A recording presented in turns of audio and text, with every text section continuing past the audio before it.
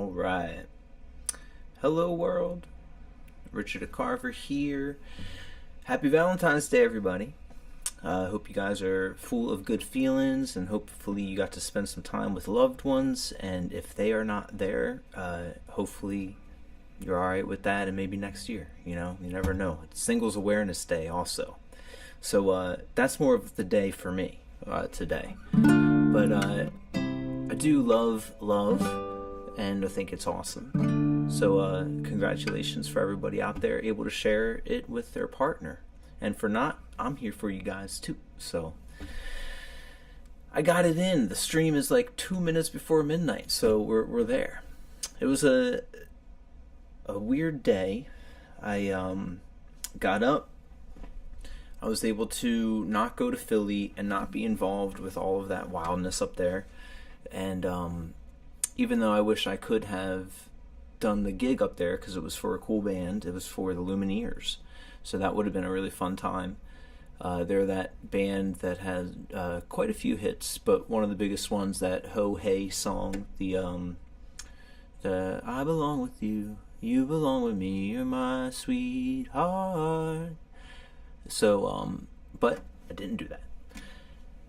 And I saved myself probably hours and hours of traffic time. So, hooray for that. I slept pretty deep. I'm still getting those really deep dreams, so that's been awesome.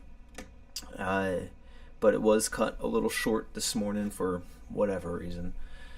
Got up, made breakfast, and I had such extreme brain fog today. I don't know why. It's well, maybe it's because I was high for 20 years.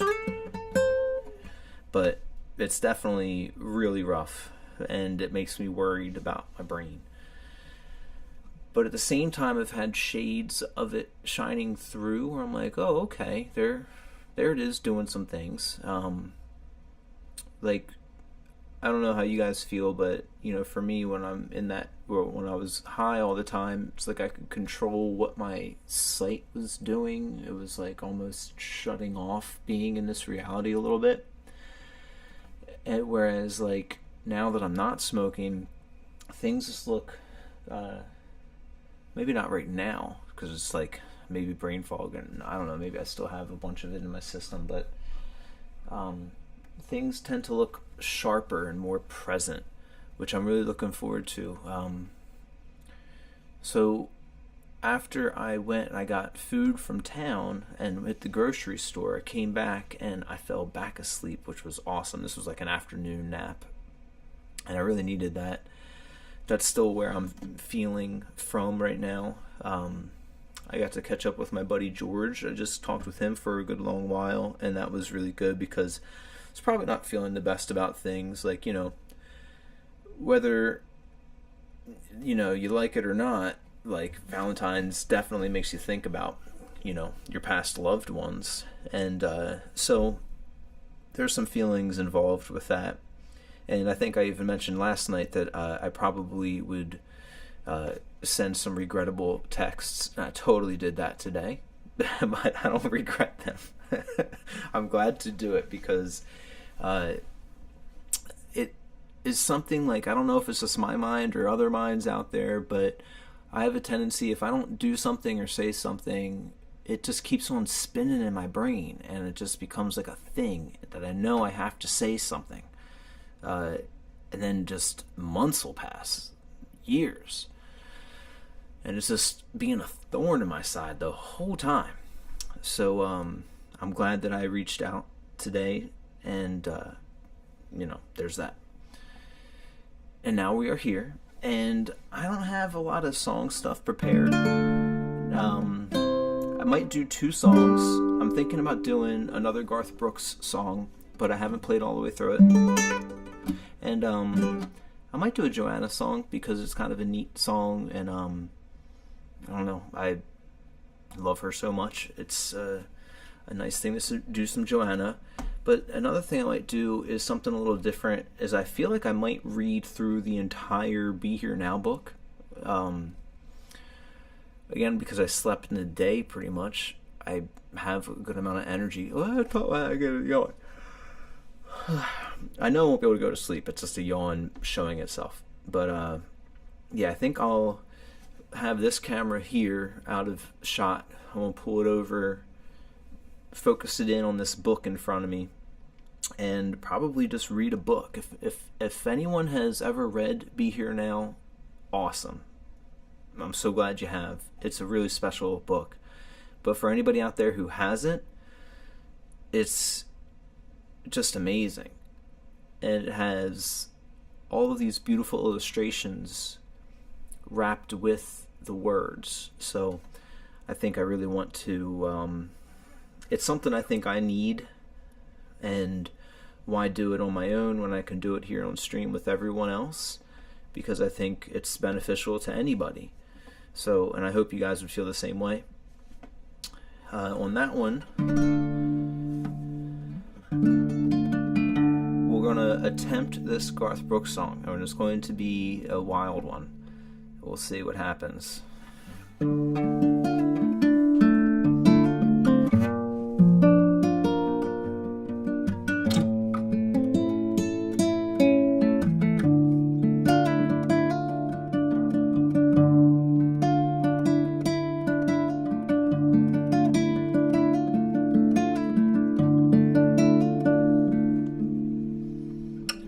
3:30 in the morning, not a soul in sight.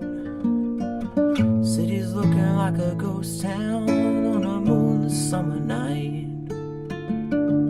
Raindrops on the windshield, there's a storm moving in, and back from somewhere he never should have been. And the thunder rolled, and the thunder rolls.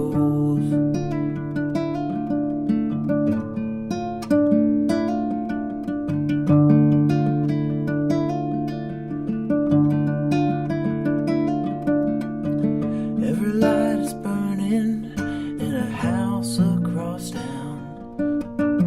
She's pacing by the telephone in a faded flannel gown, asking for a miracle, hoping she's not right, praying it's the weather that kept him out all night. And the thunder rolled,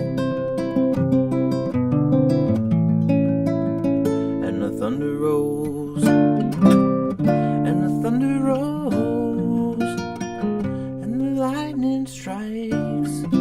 Another love grows cold on a sleepless night, and a storm flows on out of control. Deep in her heart, the thunder rolls.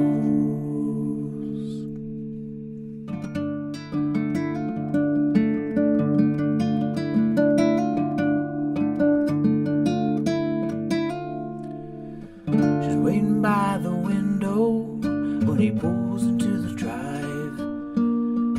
She rushes out to hold him, thankful he's alive.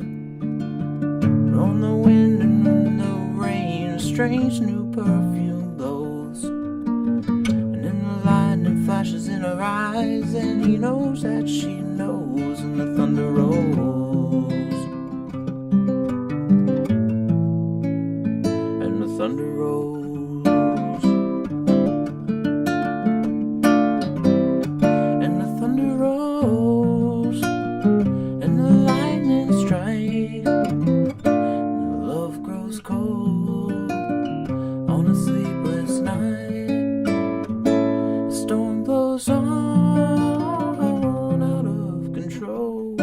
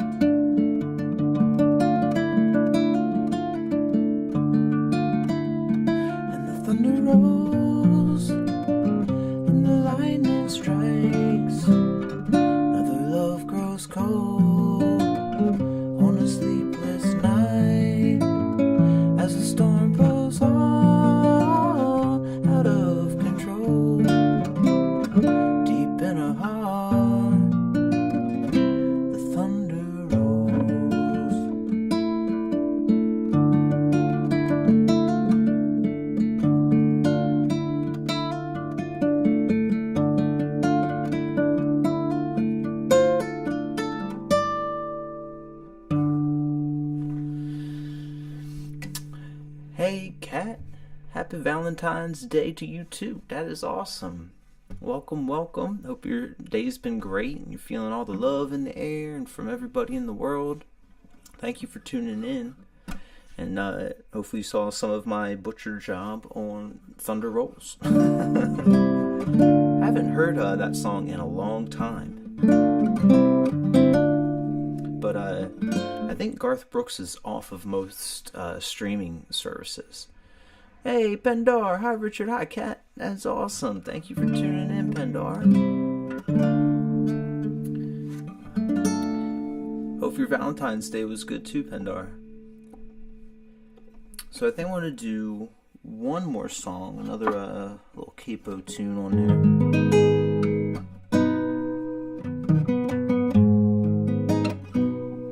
And this is more of a meditative song in a way because it's Joanna Newsom. Joanna Newsom is my favorite artist. She is just so wonderful. I really love the lyrics that she's got. And this song's more about the lyrics than anything. She's just a poet, you know. Pendar said, it was a great day, thanks. Absolutely, I'm glad it was. So, we're going to try this out. See how it goes. Last night again, you were in my dreams. Several expendable limbs were at stake. You were a prince spinning rims. All sentiments Indian given half-baked. I was brought in on a palanquin made of the many bodies of beautiful women brought to this place to be examined. Swaying on an elephant, a princess of India. We both want the very same thing. We are praying I am the one to save you, but you don't even know your own violence.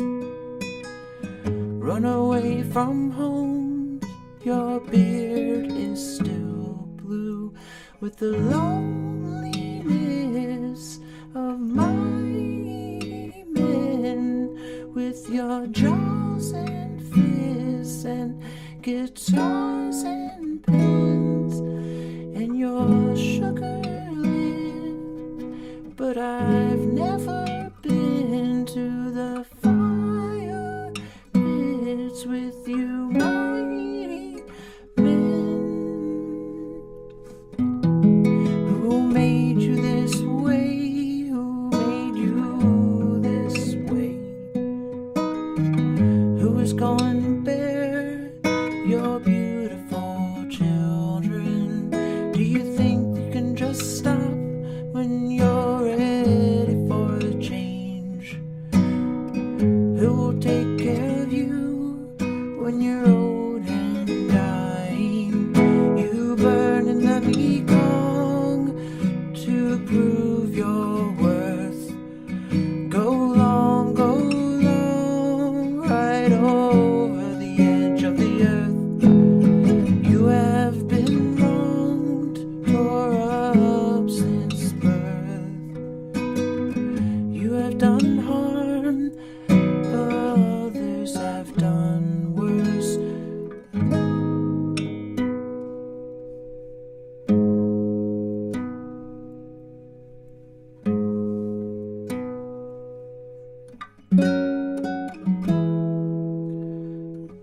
You tuck your shirt, will you leave it loose? You are badly hurt, you silly goose.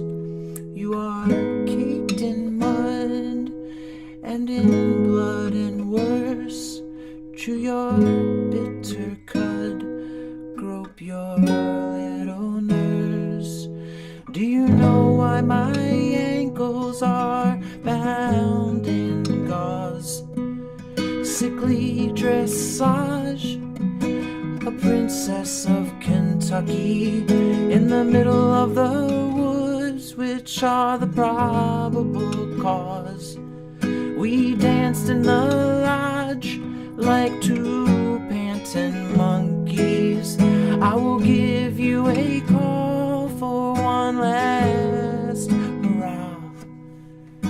And if this tale's tall, forgive my scrambling, but you keep bombing along the wall, moving at a blind crawl, but always rambling. Wolf spider crouch in your funnel nest.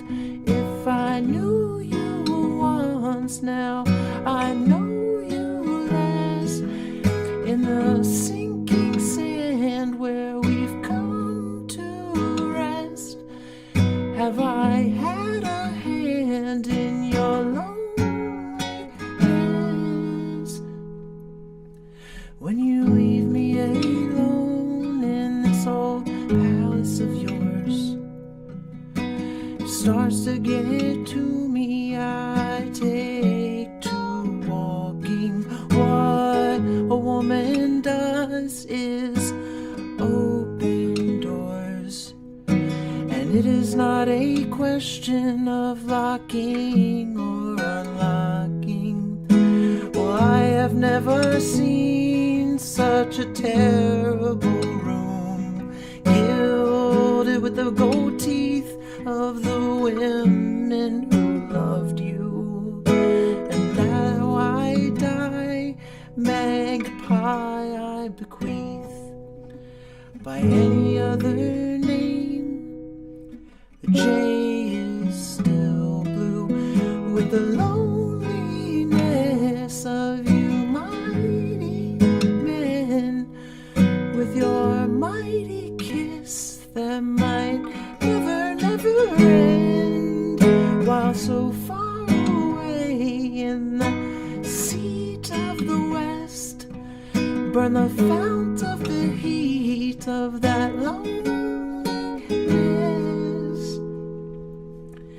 There's a man who only will speak in code, backing slowly, slowly down the road. May he master everything that such men may know about love and letting go.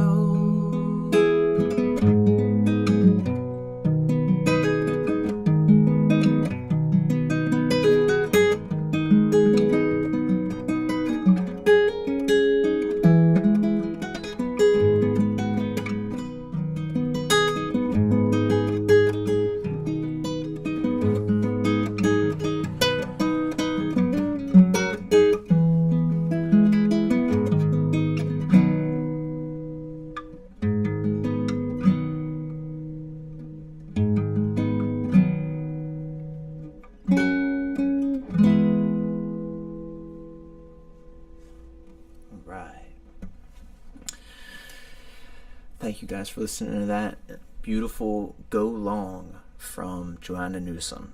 And definitely check her song out, not just me rambling with that. I tried to do it some justice, but she is next level, and just her voice is just awesome, her harp playing beautiful, and worth to listen. Pendar says, what a pretty song, love the lyrics. I'm so glad that you felt that way too. I love her lyrics so much. Sometimes I just read her lyrics without even listening to the songs, but I mean, she's my number one most listened to artist ever. I just listen, it's like a constant thing. It's pretty much any time I'm in the car, I'm listening to her. It helps, I like kind of, even though I haven't been doing it recently because I've been singing more so to Alice Coltrane recently, but her singing helps keep my voice like a little bit more loose because she has like a pretty high or large register. It goes all over the place. But she's also married to Andy Samberg, which is the SNL guy. So I think she met him around or like right after the recording of that album, the one that I just sang this off of. I will write it down and check her out. Yes, absolutely. That's great, Pendar. That makes me happy. She's a real talent, and next level harp playing too. She's a really good harp player. Very creative. And she's working on a new album. I think her last album was in like 2015, maybe. Maybe it was sooner than that. But not by much. It's right around in there. And really, really cool person. Alright, so I want to put this down, and we are going to take a twist here. And I think something I'd like to do is read Be Here Now. I want to do that in my life anyway, and I just think it's something that we might as well have it on stream too. It's a really important book in my life that I would gift to a lot of people. I just bought a whole bunch of copies, and I'm down to my last 2 copies, my personal, and then which is like in tatters, and then this one I have right here, which is kind of the one that will go to tatters now, I'm imagining, eventually, because I try not to put too much time into the other one because I don't want it to fully fall apart. So I use this one instead. But yeah, I would give it out to friends and family and past girlfriends and stuff, and it's a great book. A lot of beautiful memories with this. I remember one of my most favorite memories with a particular ex-girlfriend of mine was when we were at a beach, and we were having a great time, great day, swimming in the ocean, hanging out on the beach, and then we went to the water, and we were doing this thing where we were like kind of diving down as far as we could go and just letting the waves under there, all of the different swirling feelings of the water just move you around and all. And there was this like this like chattery metallic or machine-ish type of sound, and we couldn't really gauge what was happening, and it was getting louder and then swirling around us, and we realized it was dolphins that were sonaring us, and it was just getting so much louder, and to the point where you could feel them moving the water around us. And as we were like kind of like coming up to the surface and staying there, we're realizing that they are surrounding us, and it's a full large pod of dolphins that were out there with us all of a sudden. And after that we made it back to shore, and we had left my book bag seemingly far up from the water, but by the time we got to it, the waves were literally crashing over my book bag and starting to like pull it back out to sea.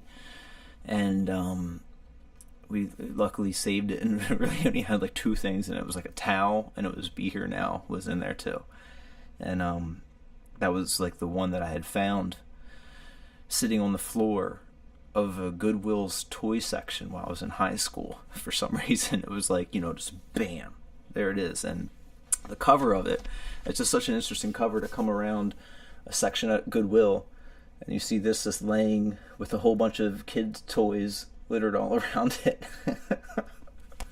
But it's a really awesome one. So I'm going to do a couple things. I want to top off yeah, right, Pendar says, oh no, yeah.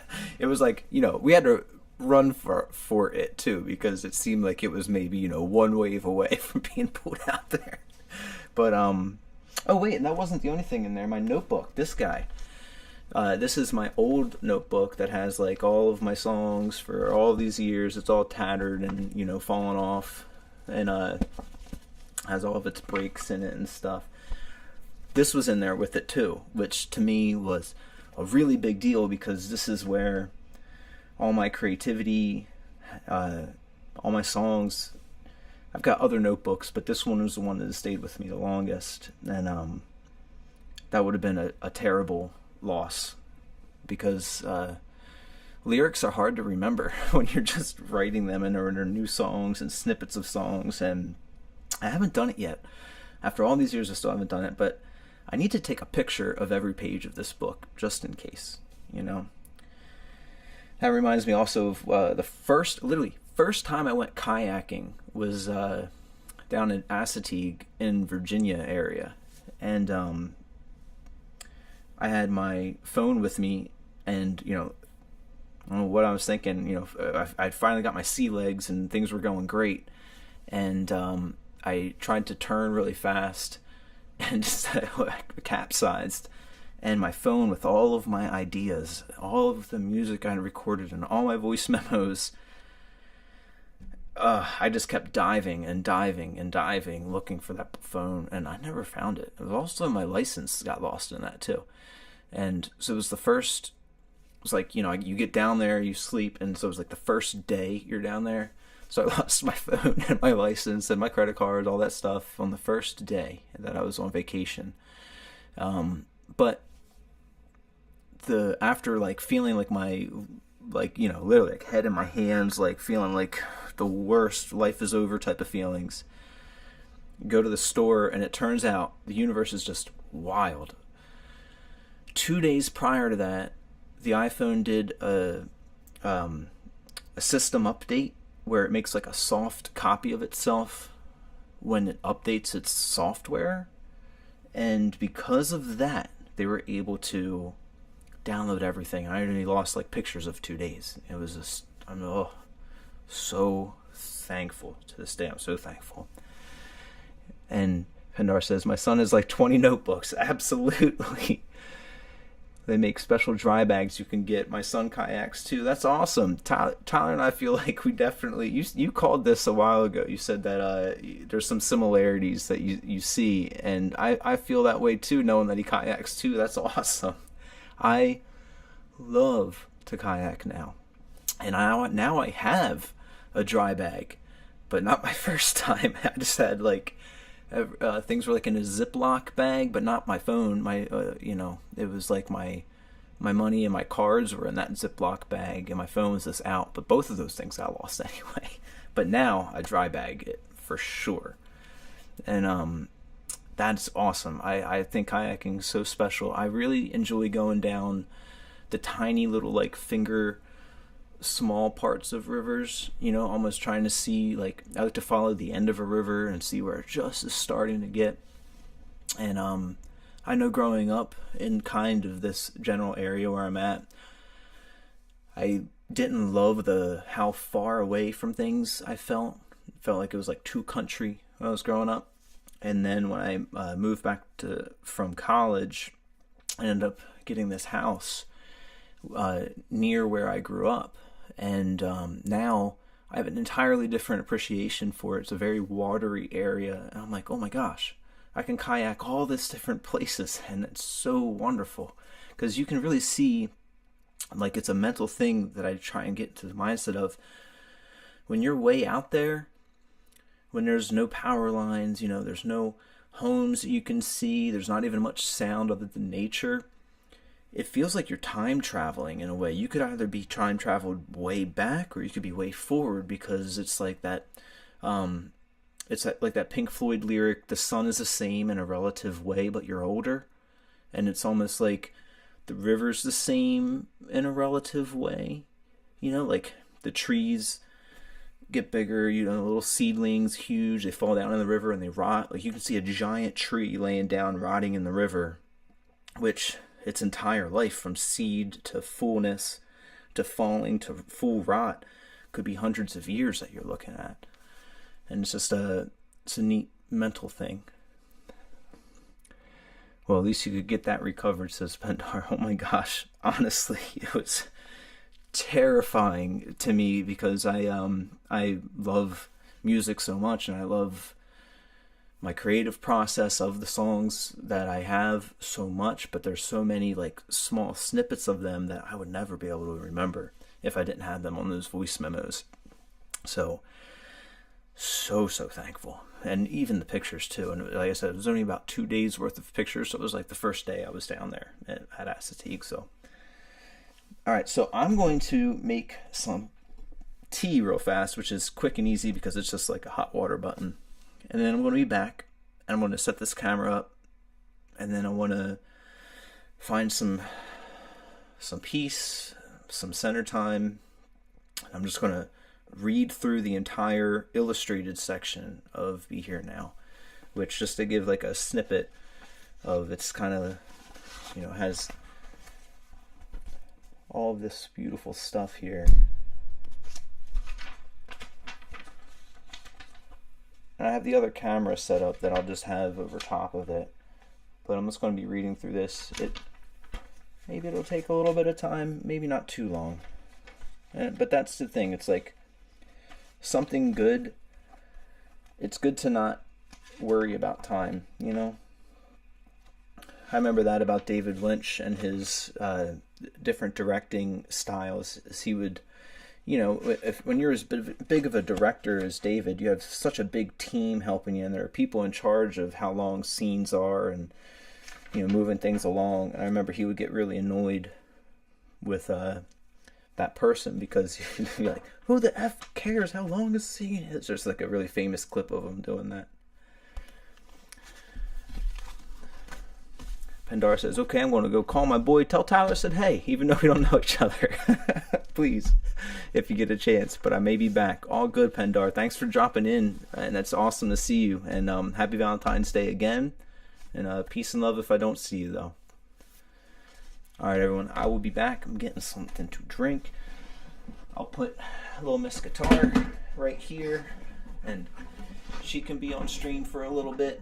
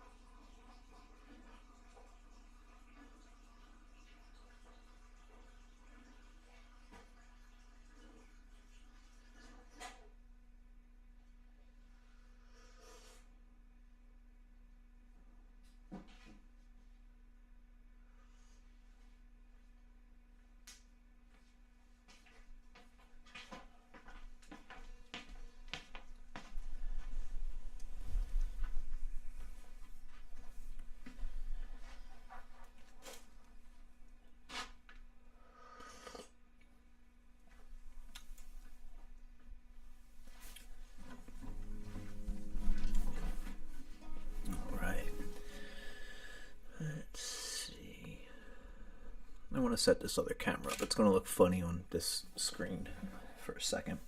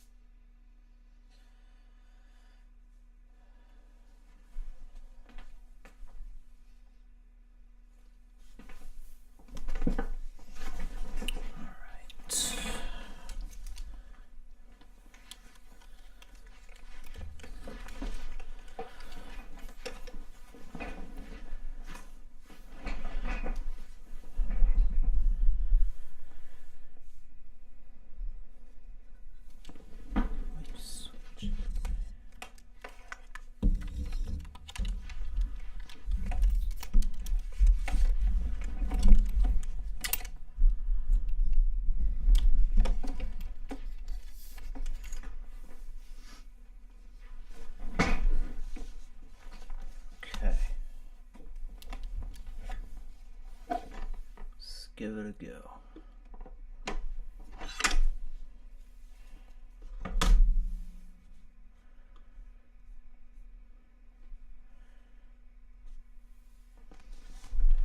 See what we can do here, y'all.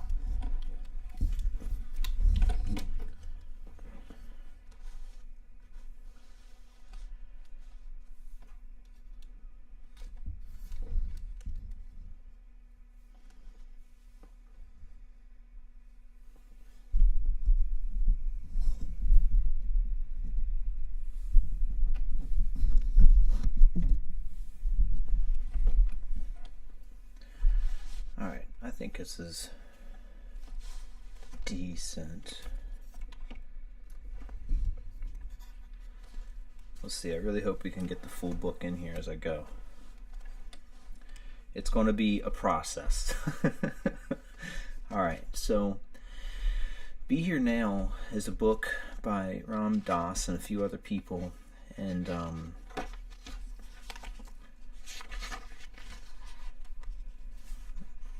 let's see. Alright.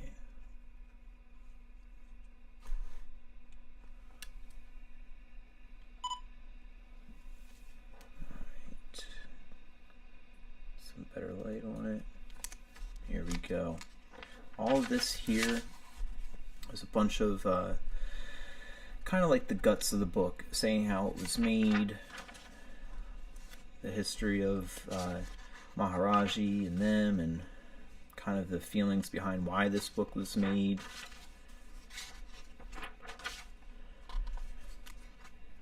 Richard Alpert was his original name before he was Dr. Richard Alpert, before he was Baba Ram Dass.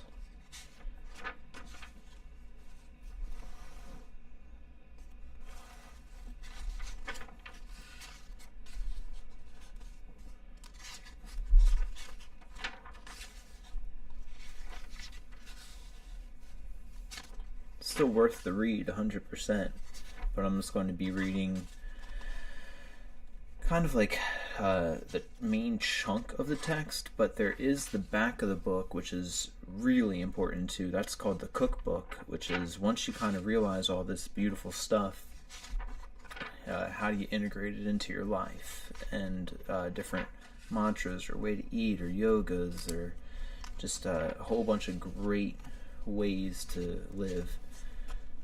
There he is, Ram Dass.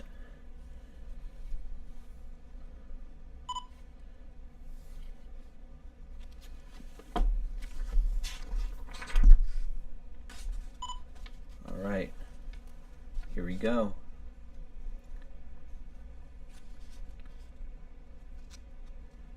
From Bindu to Ojas.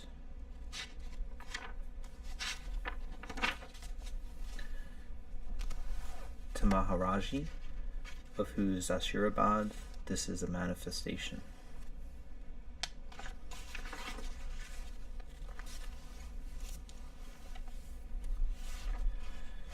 The Heart Cave.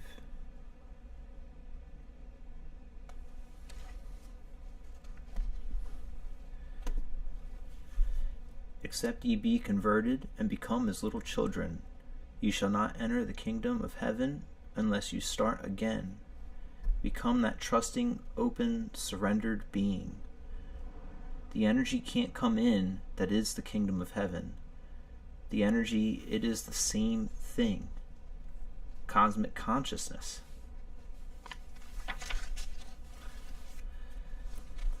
Consciousness equals energy, equals love, equals awareness, equals light, equals wisdom, equals beauty, equals truth, equals purity. It's all the same trip. It's all the same. Any trip you want to take leads you to the same place.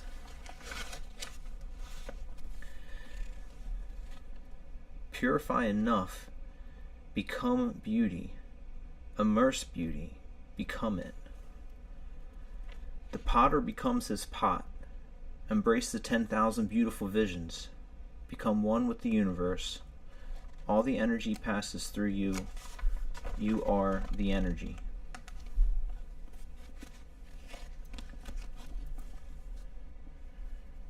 and it all resides in your heart.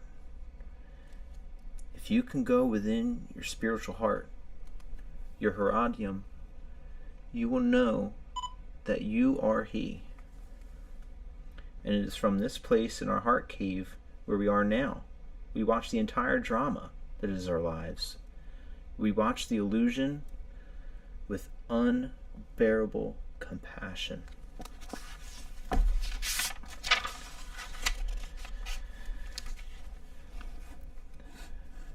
There is writing happening. Maybe it's hard for you to understand. I am here, but I am not here. I am writing, but I am not writing. Inside of me, in the heart cave, is a mantra going on that reminds me who I really am.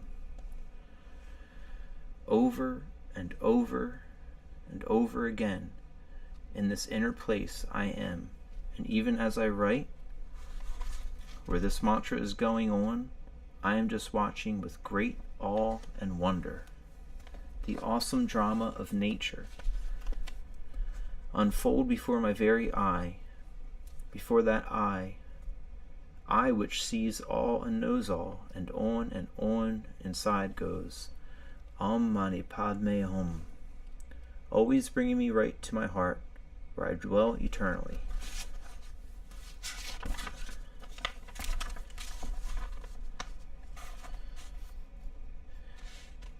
When you have quieted your mind enough and transcended your ego enough, you can hear how it really is. So, when you are with a candle flame, you are the candle flame.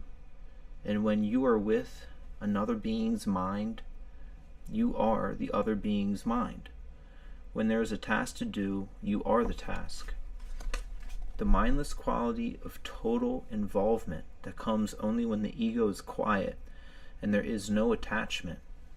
It is only when you reside quietly in your own triadium, or heart cave, that you become He of total light and unbearable compassion and infinite power.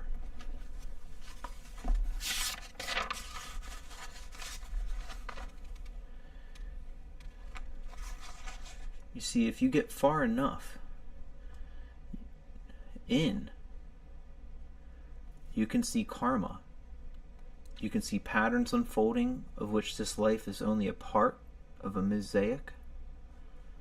But in order to do that, you have to have left the gravitational field of time and space as a matrix.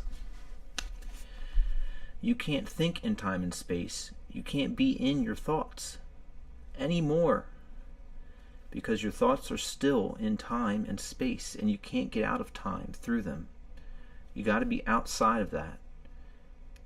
You've got to be in the place where you see your own birth, childhood, adolescence, maturity, age, death, conception, birth, childhood, adolescence, maturity, age, death. And not only that one, but that one, and that one, and that one too. And that too.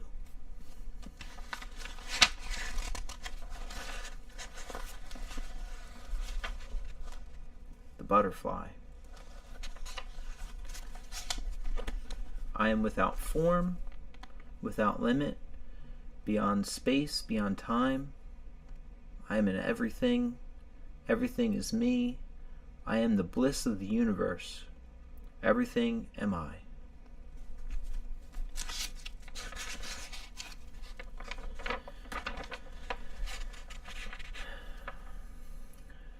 But you're still only seeing hints. You've got a way to go yet. Gate para sama gate boda salva. Gone beyond, beyond. Hail the goer, beyond even conceiving of a place beyond which you can go beyond, who's adventurous enough to want to go on that journey. Do you realize when you go on that journey, in order to get to the destination, you can never get to the destination? In the process, you must die. must die. Pretty fierce journey, pretty fierce requirement. We want volunteers.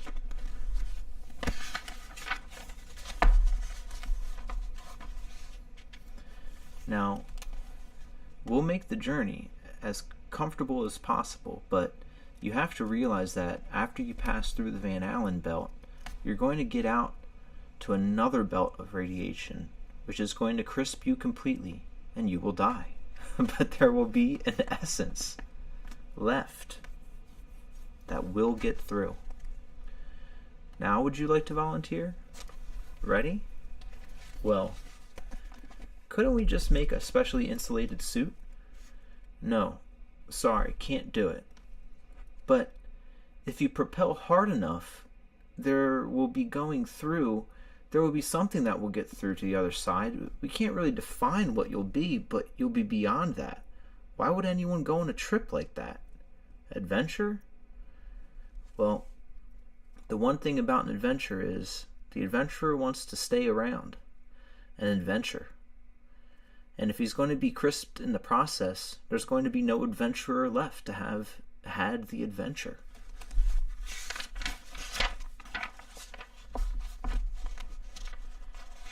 But you see, there's something that pulls a person towards this journey.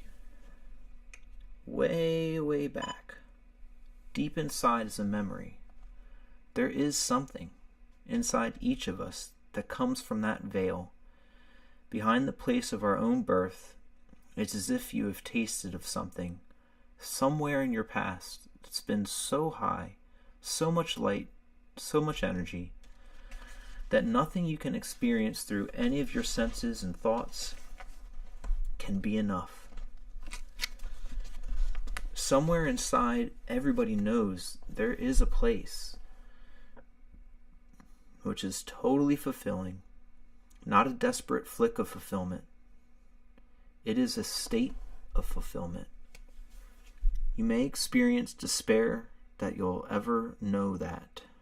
Good. Because through the despair and through that surrender comes surrender. You get closer to it.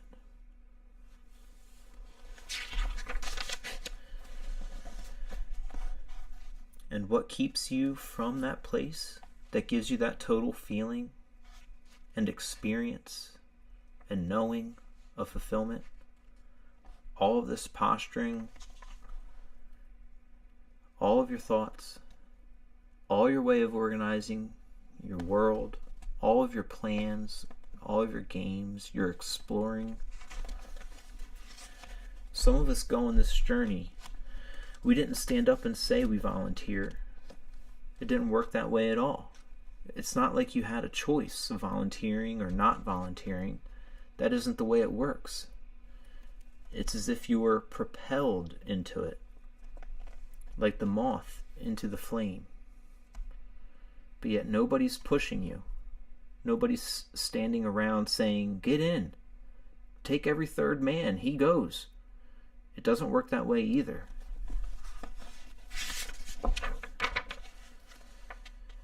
It's a little more like the image of a caterpillar enclosing itself in a cocoon in order to go through the metamorphosis to emerge as a butterfly.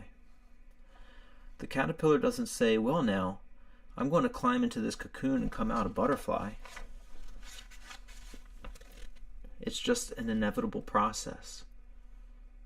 It's inevitable. It's just happening. It's got to happen that way.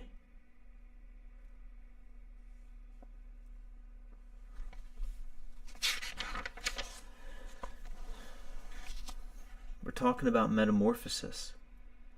We're talking about going from a caterpillar to a butterfly. We're talking about how to become a butterfly.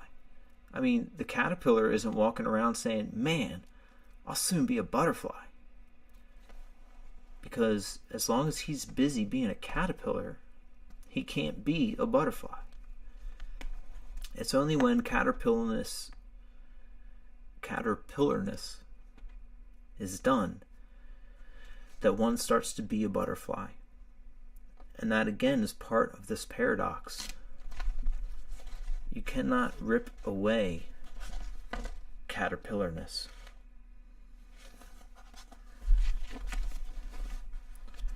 The whole trip occurs in an unfolding process under which you have no control. That's a hard one. Well, what am I doing here if I have no control? You mean I don't have any choice? Can't I say this is nonsense? Can't I say this is important? Your lecture changed my whole life. You think that's a choice? No, not at all. It's an unfolding process.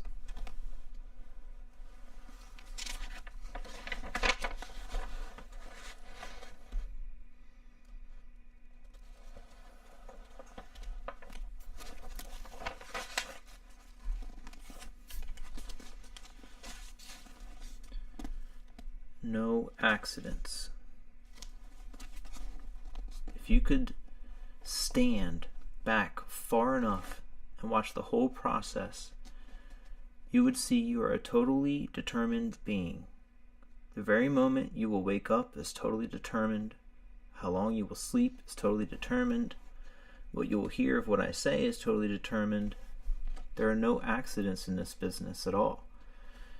Accidents are just from where you're looking, to the ego.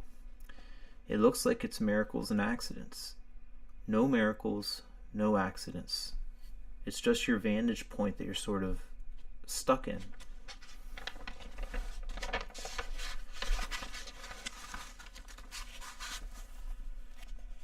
This whole trip I'm talking about is fraught with paradox.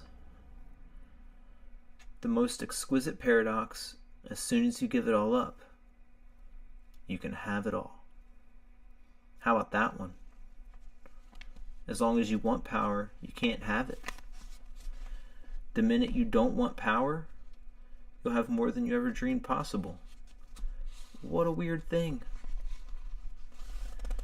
As long as you have an ego, you're on a limited trip.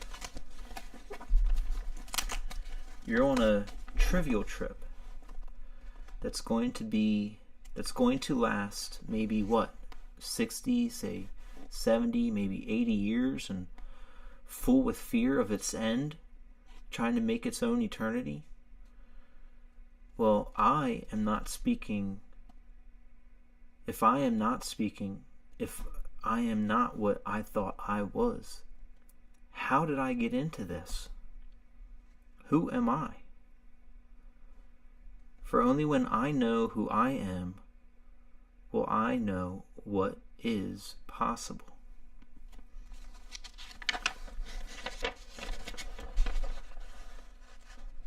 Understanding the possibility.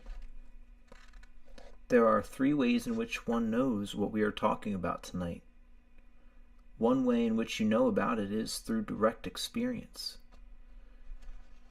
Through some way or another, through being alone in the desert, through falling in love, through bearing a child, through nearly dying, through turning on, through yoga, through taking away any one of your senses and pushing it beyond itself.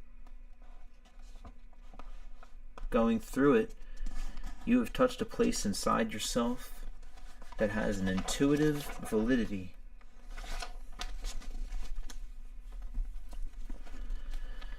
I've been with, literally now, well over 100 people who have had such an experience, which was powerful and valid, but it was so discontinuous with their normal consciousness that they screamed for help. The help that was available to them was a group of minds which said, "That's all right. You've just gone crazy." That is the experience you've just had, is the experience of psychosis.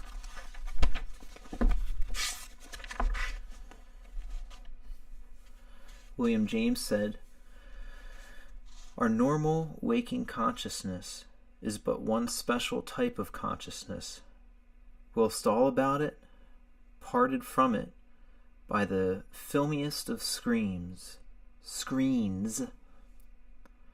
there lie potential forms of consciousness entirely different. We may go through life without suspecting the existence, but apply the requisite stimulus, and at a touch, they are there in all their completeness.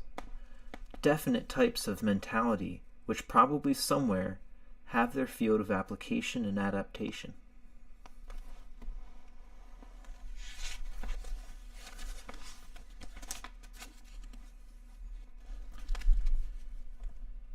No account of the universe in its totality can be final which leaves these other forms of consciousness quite disregarded.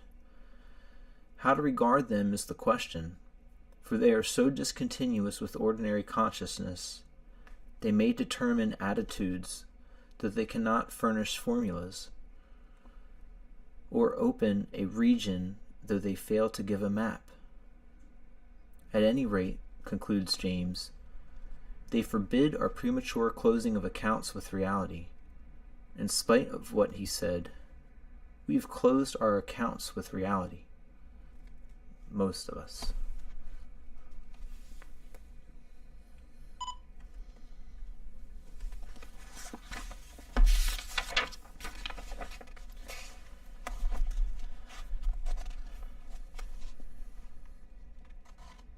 That experience you had is psychotic. I'll give you Thorazine. It's not valid. You're hallucinating. What do you mean you're God? The understanding of the possibility may have come to you directly through the experience itself, or it may have come to you through inference, through your intellect. You may have reasoned and reasoned until you saw the peculiar position that rational man is in. You realized that there must be something else, although you have not experienced it. You just infer the presence of something else. It doesn't quite make sense. Nothing turns you on. You haven't experienced it directly, but you figure there must be something else, something there. And then you read all of the writings of St. John, of the Cross, and St. Teresa, and on, all the mystics and visionaries in recorded history.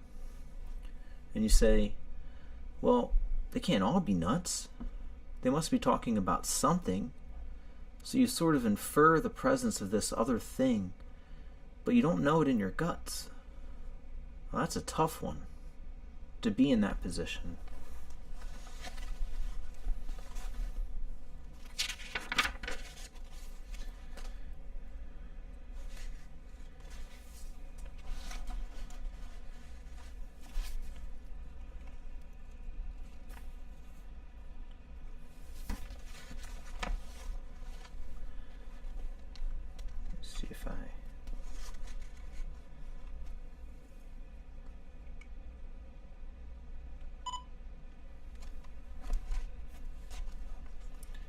Then the third way is you trust the fact that there are realized beings.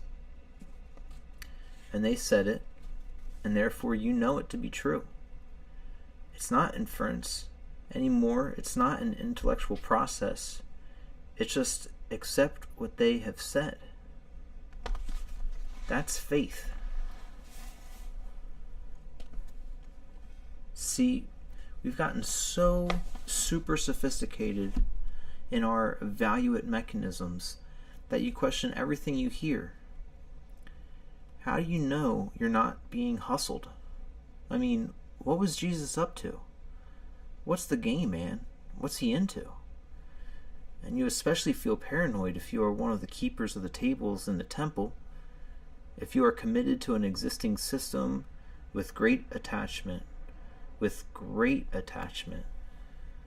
some way or other. Most of you in this room, most of you, not all of you, most of you have sensed the possibility, but you can't quite surrender. What are you giving up? a hollow little trip that's good for another 40 years at best. You're giving up for eternal union, pure energy with pure light, because surrender means you no longer die. It's as simple as that. That's what it means. Because you that lives and dies is you, ego. And fear of death only comes through the bitterness of the ego.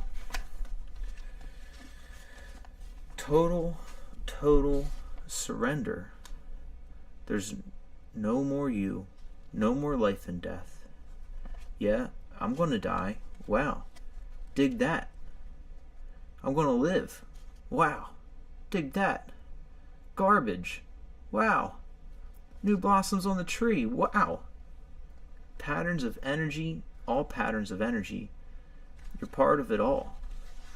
That's the place.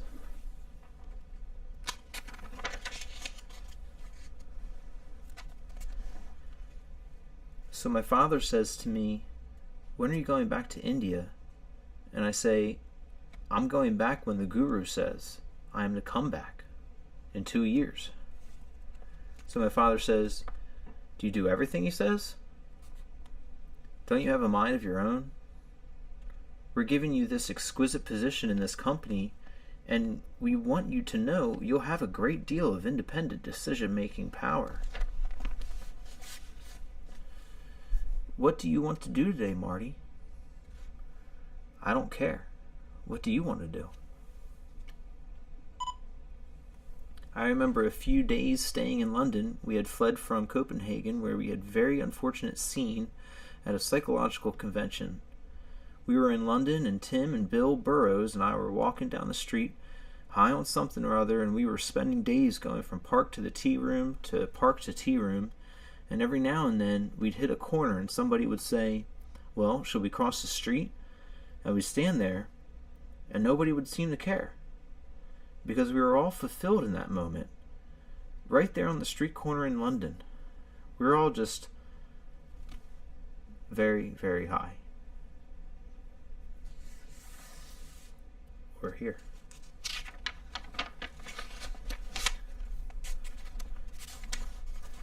You don't have that urge, that desire, that unfulfilled thing. Just let it be. Just be. Be more. More. What's holding you back? Your thoughts? Huh? You've got to give them up. It's just ego planning. What are you doing? Planning for the future? Well, it's all right now. But later, forget it, baby. That's later. Now is now. Are you going to be here or not? It's as simple as that.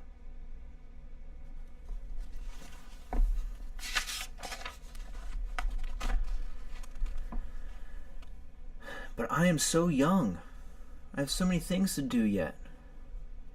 Well, that'll sure keep you from being here now. Life is passing me by. But if I live just in the here and now, won't there be chaos? What happens if the telephone rings? Well, the here and now is the fact that the telephone is ringing. Pick it up. Well, what if somebody wants to make an appointment to see me 3 weeks from now? Right. Write it down. That's here and now. Well, what happens 3 weeks from now? 3 weeks from now, that's that appointment then. That is here and now. When your child comes down the stairs, this is the first moment all over again. This is Buddha meeting Buddha. Over toast, over milk, over moo tea, and coffee, and porridge, and brown rice. We never had breakfast before. This is it. This is all there is right now. If it's good enough, man, if it's not good enough, man, it's not good enough.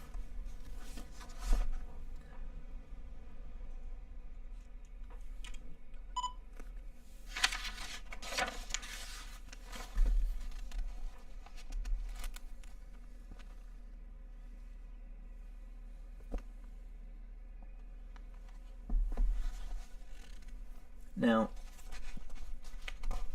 actually, before we get into that, I'll take a little sip of some drink.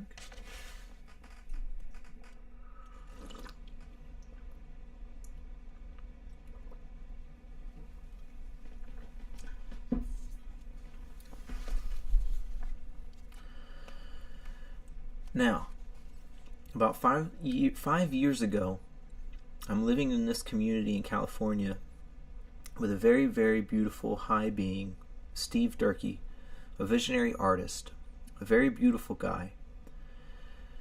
His wife and child and I'd have a day off. It would be a Saturday and we'd go to the store, the dog, the babies, we'd all get into the Volkswagen microbus. There'd be Jane, the gal I was living with, and her baby, and me and Steve and Barbara and the whole scene going shopping. We'd get to the door and Dakota, Steve's daughter, would start to cry. Well, now, we got to get to the store. I have Saturday mornings free and Saturdays we shop. All right, Kobe, cool it. Kobe doesn't cool it. She cries. Well, maybe we'll go to the store with Kobe crying. No, Kobe doesn't like that. She cries louder. Or maybe Barbara had better stay home with Kobe. Let's go, come on. Are we going or aren't we? What's wrong with Kobe? She's just being a kid.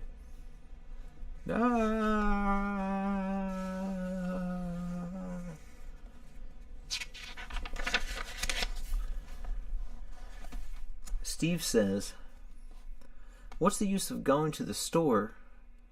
It's like, what price efficiency? What happened to the vibrations? What happened to the human beings in the shuffle?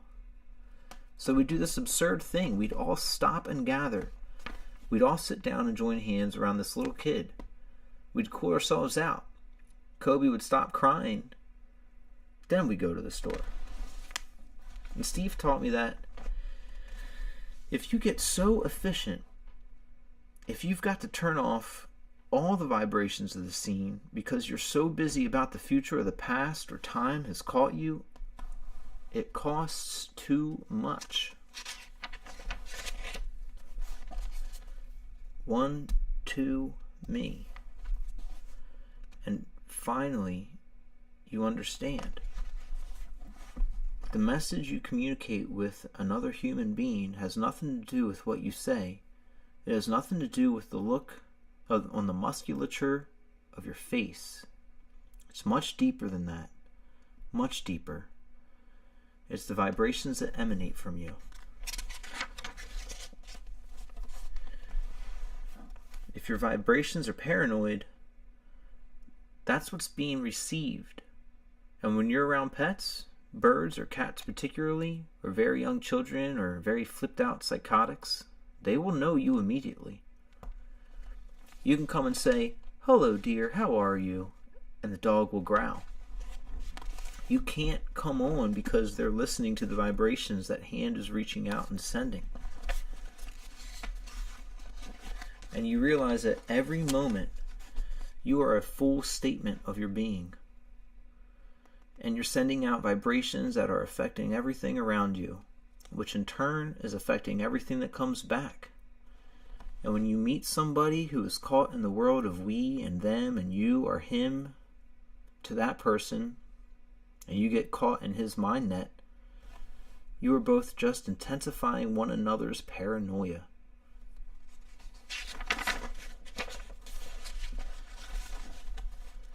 Hippies create police. Police create hippies. If you're in polarity, you're creating polar opposites. You can only protest effectively when you love the person whose ideas you are protesting against as much as you love yourself.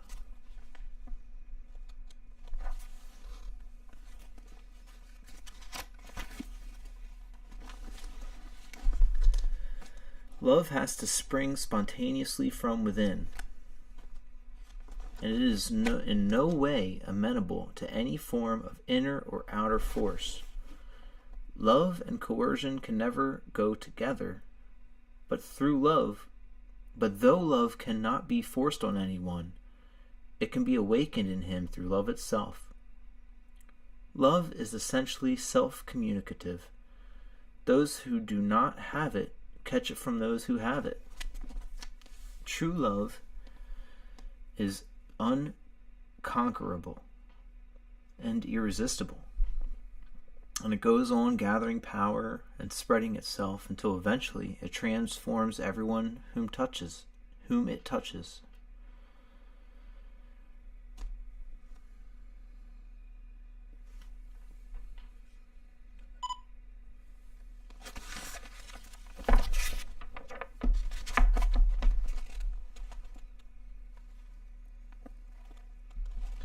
And the fact of the matter is, as you go out on the astral plane, you see more and more, and the final thing you see in the world of form, before you go into the formless and into total unity, you see the world of yin and yang.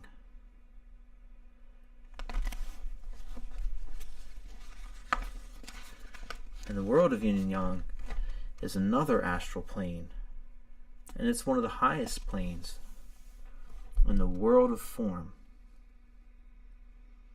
But it's still duality. It is still polarization. There is God, there is man, there is good, there is evil. Yes, no. Pleasure, pain, loss, gain. The world most everybody is living in most of the time.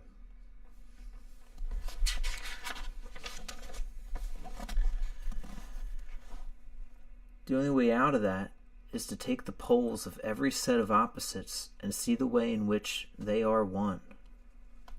And if you can get into that place where you see the interrelatedness of everything, and you see the oneness in it all, then no longer are you attached to your polarized position. The whole thing about generation gaps is a hype. The spirit is a spirit. When you can center and see your whole life as a story in which chapters are unfolding, then the moment-to-moment ego involvement, quote, am I getting enough at this moment, unquote, ceases to be a dominant theme when you start to live in the Tao, the way. Jesus said, I am the way. It's the same way. The way is the way is the way.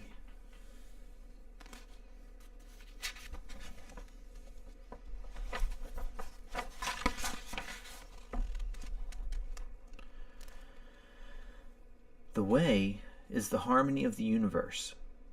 When one comes into the spirit, when one sees how it is, one understands that behind all the individual differences, man, woman, big, little, old, young, good, bad,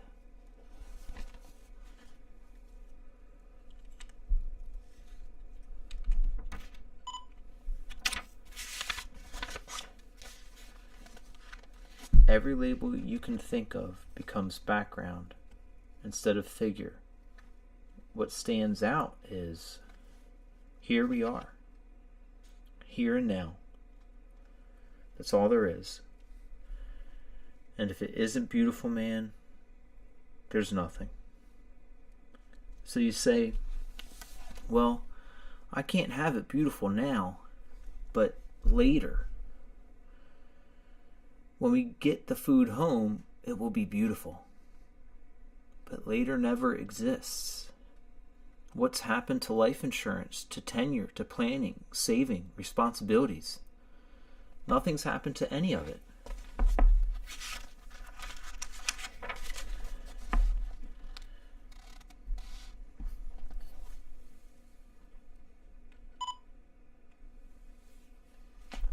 Surfing. Either you do it like it's a big weight on you, or you do it as part of the dance. when you understand the thought is the thought of the thoughtless. Your singing and dancing is no other than the voice of the Dharma.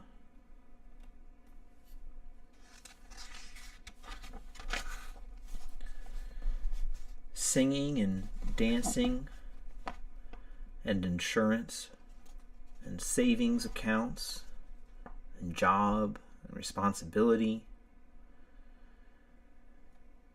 Do you do it from ugh, or do it from ah?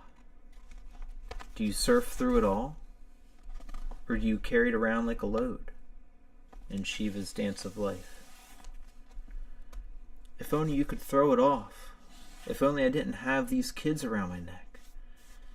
You can't get away for the day because it's in your head that you're trying to get away from, and is to the only way to get away. Sometimes it gets a little bit back and forth. There's a that you're trying to get away from, and is the only way to get away. Simple as that. Change your head. You want to change your environment? Change your head. It's all the ecstatic moment. If you know how to dig it, if not, it's travesty. That's all profane. Desire. The first thing in my teacher's book, the first thing he ever wrote on his slate, because he was silent, was, desire is a trap. Desirelessness is liberation. Desire is the creator. Desire is the destroyer. Desire is the universe. And that applies to the physical plane, the astral plane, the casual plane. Heaven, hell, demons, the demons on 43rd Street, as well as the demons on the astral plane, are all the creators of desire. All the manifestations of the Divine Mother are creators of desire. That's why Naga, the naked ascetic, worked on getting Ramakrishna to go beyond his love for Kali. Give up even the desire to be experiencing the bliss of being at all, of being with the Divine Mother.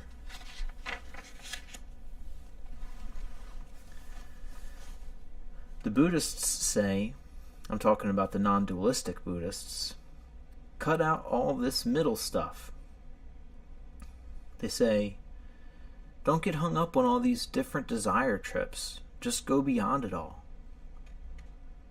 Buddha's 4 noble truths are very straightforward and very simple.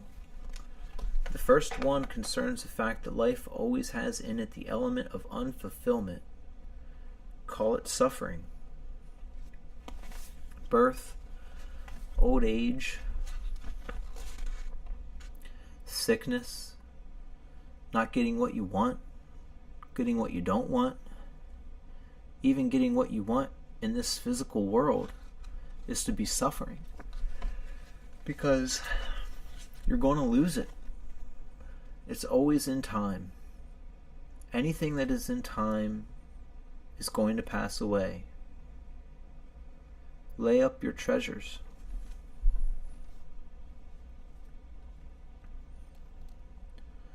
Where moth and rust doth corrupt. That's the trap of time. As long as you want anything in time, it's going to pass, because time passes.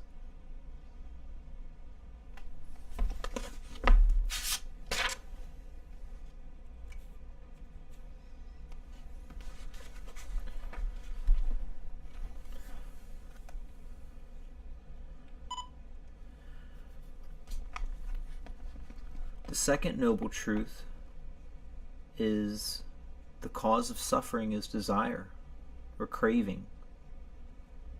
If you don't try to hold, you don't suffer.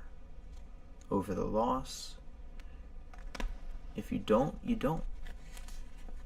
If you don't worship life, you don't fear death.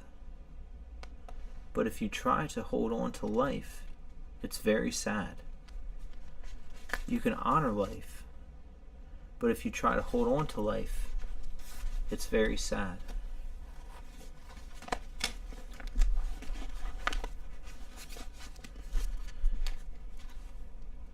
Did you ever see a really beautiful woman, like a top model, who's just getting to that point where her looks are changing into what could be an internal beauty if she hadn't been so busy with her external beauty? She is caught in the beauty of time, which withers. And yet, how poignant. Well, we've all if you attach yourself, let's see. They split the talking on here. And yet, we've all touched people who are so beautiful as beings that we never notice whether they are physically beautiful. It's like an internal beauty lives within them. Well, if you attach yourself, if you crave temporal things, beauty, possessions, achievement, anything, how poignant.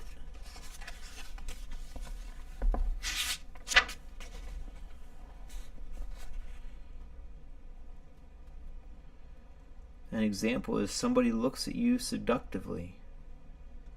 An ice cream cone goes by. Will it ever be the big ice cream cone in the sky? Will it ever be an eternal ice cream cone? Or is it always going to melt? You gotta keep eating it, yet it melts and melts. That's its problem. You gotta keep eating it because it will melt. And then it's gone. And you know that taste in your mouth when you finish and you want a glass of water? Right? Then you have a glass of water and there's that bloaty feeling. Then you're ready for the next one, to get rid of that one. Let's take a walk. And you take a walk. It's cold out. Let's have some hot chocolate. Yes, let's have some. And on and on and on. It's called life. You see, the opposite of craving is saying, baby, this is the way it is. Yeah, okay. Here and now, this is it. I accept the here and now fully, as it is, right at this moment.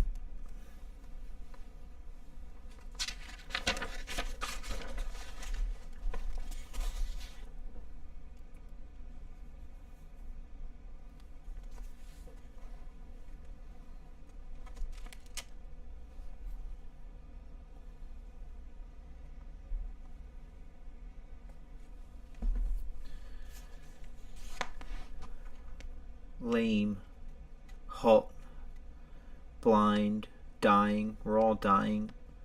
At this moment, your body is disintegrating before your very eyes. If you've taken LSD, you may be seeing it do this, but you know it's happening anyway. It's all a downhill trip all the way. Boy, what a funny place to get attached to something that's got to go like that. So Buddha says, the cause of suffering is attachment or desire. They all say the same thing. The third noble truth. Give up attachment. Give up desire. You end the births. You end the deaths. You end the suffering. You end the whole thing that keeps you stuck. If I'm not attached to this particular time-space locus, then I can free my awareness from my body and I can become one with it all. I can merge with the Divine Mother. Yo! It's my buddy. Should I say T-Schlop? How should I say that? sometimes in my mind I say tea slop. It would be like slow, and the T and the P are this on the end. It's great to see you. Finally caught you live, he says. It's awesome. One of my longtime buddies and supporters on here on my path of sobriety. What we're doing right now is just reading through the book of Be Here Now. I'm about halfway through this section, and it's just a great kind of like a cleanse. Like, you kind of just keep reading it. It's almost not totally something that makes sense all of the way through, because there's all these bits of words all over the place in it, but they come together, and it's very much like a David Lynch film. Like, you don't understand all the stuff, but the feelings are there, That's at least how I feel about a lot of this stuff.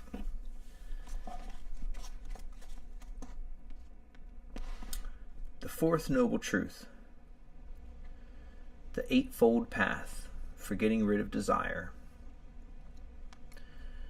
which says, here we say, belief, thought, speech, action, livelihood, external remembrance, meditation. But the fourth noble truth is the eightfold path for getting rid of desire, which says, get your life straight. Do your work. Do everything you've got to do. Watch your speech. Watch your thought. Watch your calmness. Get your calm center going. Live your life in such a way as to get yourself straight, to get free of attachment that just keeps sucking you in all the time. Get free of desire. Get free of desire. It's a little like a roller coaster. This is just the way it works. If you read St. John of the Cross, Dark Night of the Soul, you know how it is. You've really been working on yourself, and you're very pure, and something very high happens to you. You feel liberated, and then your ego walks around and pats you on the shoulder. Pretty good. Look how holy you're becoming. And then you fall again and again. That's one of the traps. In fact, the higher you get, the harder you fall. Each time, it's these fierce lions guarding the inner gates.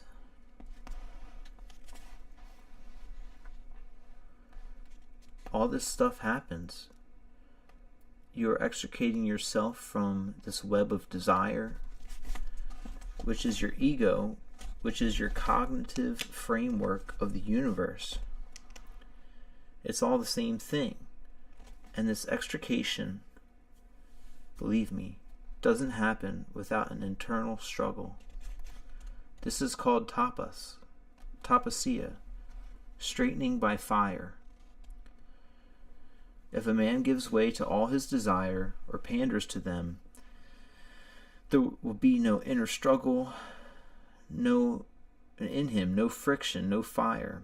But if for the sake of attaining a definite aim, he struggles with the desires that hinder him, he will then create a fire which will gradually transform his inner world into a single whole.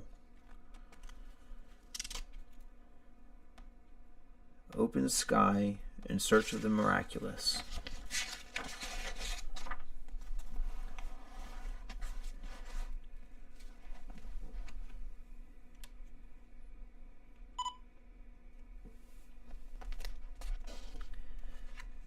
Faith.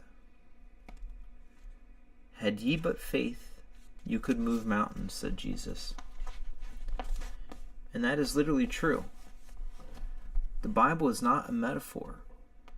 It's not a story made up to teach us how to be moral beings. It's a straight message of how it is when man lives in the Spirit. And the Spirit is right inside. The way to get into the Spirit is not a lot of hocus pocus. It's a very simple, methodical, mechanical set of steps, but they're only available to him who can hear. Let those who have ears teach not him who does not want to know. The whole game is based on faith.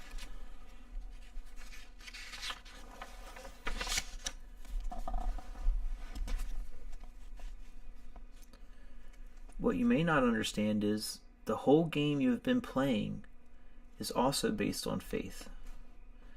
You have had faith in the rational mind. We are living in a society which is a temple dedicated to the rational man. Even though the first commandment says, I am the Lord thy God, thou shalt have no other gods before me.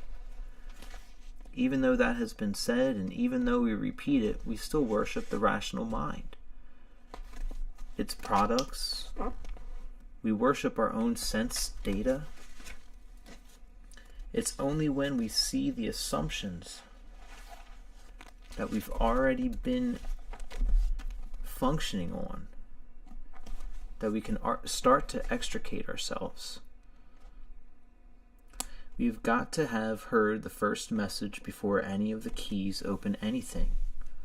You don't even know where the doors are until you have heard the first message.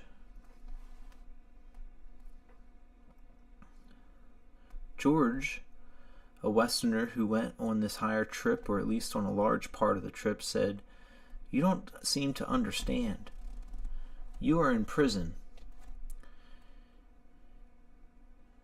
If you are to get out of prison, the first thing you must realize is you are in prison. If you think you're free, you can't escape."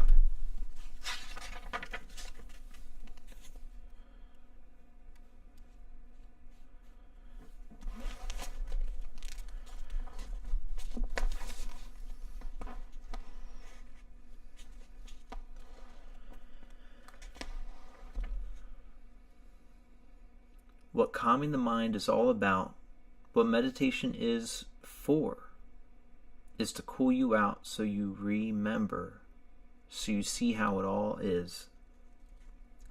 Try sitting around when you're full of self-pity. You sit down in front of your puja table and you take a picture of the Meher Baba, and he's smiling at you like he's the other Marx brother, and he's saying, "Let me help you." Oh, I wish you would, Meher Baba. It's so hard. Wow, dig that self-pity. Isn't that exquisite? Full bloom, what an extraordinary color. It must be a new brand of self-pity, a particularly fragrant variety. I just really want to smell that one, to sit and smell for ever so long. Such a good one. I mean, I wish I could have time to groove with you, but I've got to get on with life. I have important things to do today. All right, Baba. I'll sit with you for 1 minute, okay? Here we are. You've got 1 minute. Do your thing. 40 seconds left. The sadhana. You've got to be quiet inside to do that kind of photography. It's very easy to photograph inanimate objects like other people, but turn the lens right in on the very stuff you're hiding in. Shoot the camera this way. Very powerful stuff. So all I can do all the time is to cool myself out. That's all I'm doing. I do nothing but sadhana. If someone says, "What do you do, man?" I say, "I do sadhana." "Sure, but don't you lecture?" "Sure, lecturing happens, but I'm doing my sadhana. This trip is helping me get free of my ego. Because if I get free of my ego, we all get free of our ego. Because that's the way the trip works. Because we're all the same being, and that's the problem. We can only move as fast as we all can move. You can hear this message only as purely as I am pure." Ooh, yawn. That's the way it boils down. I can resonate with you in the highest place. I am. So I can do nothing for you but work on myself. You can do nothing for me but work on yourself.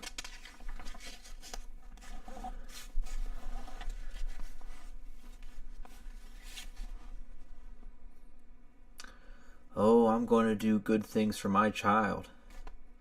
Baloney. That's all ego. Just work on yourself. And every time you work on yourself, you get calmer, you hear more, you sense more, you are more, you're more present. What are you offering a child? Not a set of social roles passing in the night. You're offering a child here and nowness. The treasure of consciousness, the treasure of awareness. If you don't help other beings cut through the illusion because you're through the illusion, what else? What else is there? What are you doing within the dance? Doing more of the dance within the dance? Are we always going to meet on the stage? Don't we ever take off the costumes? That's what I felt as a child. We are always on the stage in our costumes. I'm a good child, that's what I am.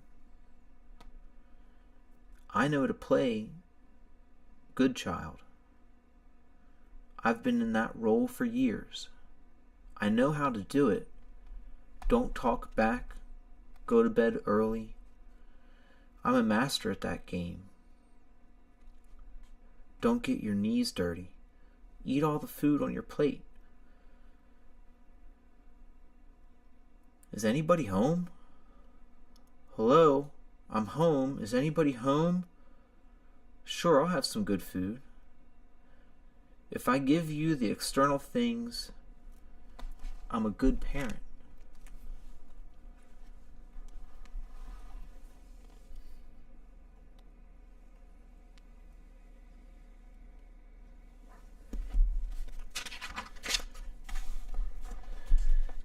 You and I can always starve together. If we're backstage in the here and now, if we're not in the here and now, no matter how much food we put in our bellies, it's never going to be enough. And that's the feeling of Western man. It's not enough. He's got it all going on as fast as he can shovel it. He's got every sensual gratification he can possibly desire, and it's not enough. Because there's no here and nowness about it. Here and now is the doorway to all of that energy. Because if you're truthfully here and now, there's no more you. That's the way it works. Did you ever go to the movies and get so caught up in the movie that you forgot who you were? And then the lights came on and you wondered, where am I? What's going on? Oh, it's a movie. What you've got to do is create in yourself an absolutely calm center where it's always right here and now. It's just getting into the tub. Like, it's just isness. Eating, going to the toilet, going up the stairs, getting into the bed, talking, running down the street. Just the isness. When you meet a being who is centered, you always know it. You always feel a kind of calm emanation. It always touches you in that place where you feel calm.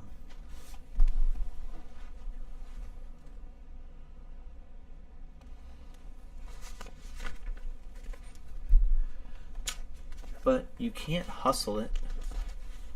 You can't make believe you're calm when you're not. It never works. Everybody knows you know. It's horrible. You must center. Find that place. You're doing it from that place.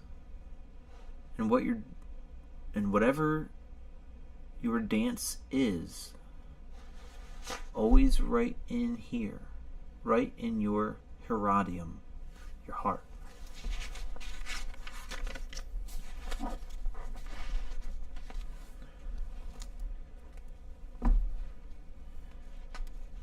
The subtle mother. And every time you step back one step from our own melodrama, the cosmic humor gets higher and higher to, oh, the absurdity of it all, the extreme beauty of it all, the Divine Mother, which is nature, which is you, which is all of this, which is the whole physical plane.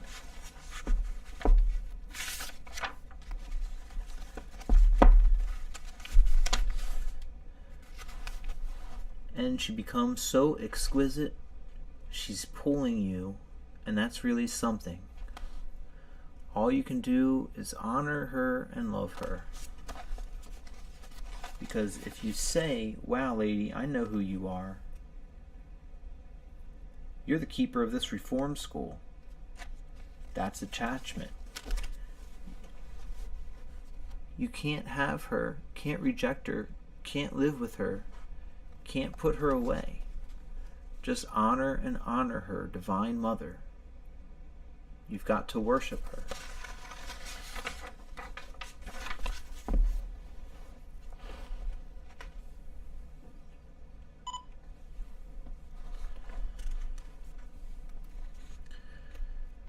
She is the veil. She is Sita. And at some point, Sita stands aside on the jungle path so Ram's brother can see Ram. Ram is God. Sita is Ram's wife. And Lakshman is Ram's brother. And they're going along a jungle path, and it is God who is, and Sita behind him, and then the brother Lakshman. And Lakshman can't see his brother who is God because of this woman. And every now and then, Lakshman see God. Sita, who walks between them, just moves just a little to one side.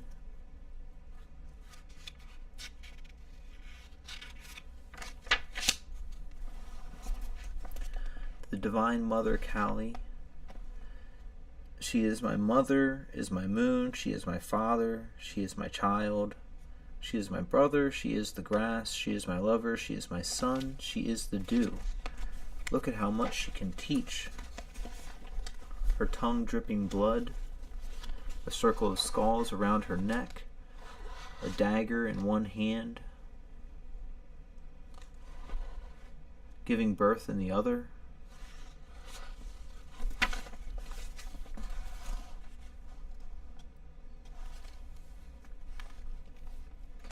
The whole process of nature, how exquisitely subtle. Remember Siddhartha, his journey and the amount of time he spent in the garden of pleasure with a woman who had much to teach. She always had a new thing to teach. She will always have a new thing to teach, always. Oh, yay, love a yawn. Can anyone imagine that a woman as fool and seductive as that is not going to teach something? Is not going to continue to teach something? If you think that something's happening, like you're working, you're achieving, you're doing something worthwhile, there's much to do. All of that is just the pendant in the ear of the Divine Mother. Or it's a little spot of color on her cheek. Or a little bell on her toe. And when you meet a lover like that, sure, you'll want to hang around and experience it as long as we're greedy for experience. We're going to be around for quite a while. We're not going to elect to go on the crisp trip because that's the end of the experiencer.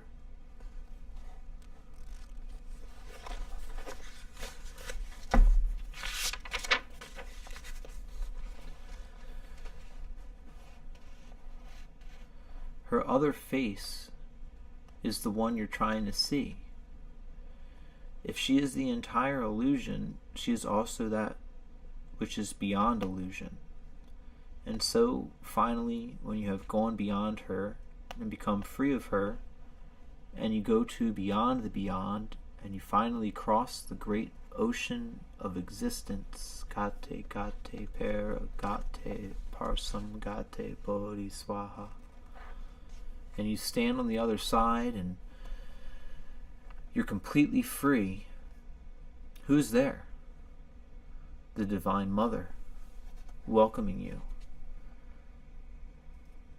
That's the Bodhisattva part of it, to have gone and you have gotten a liberation, and then you are right here, chopping wood and carrying water.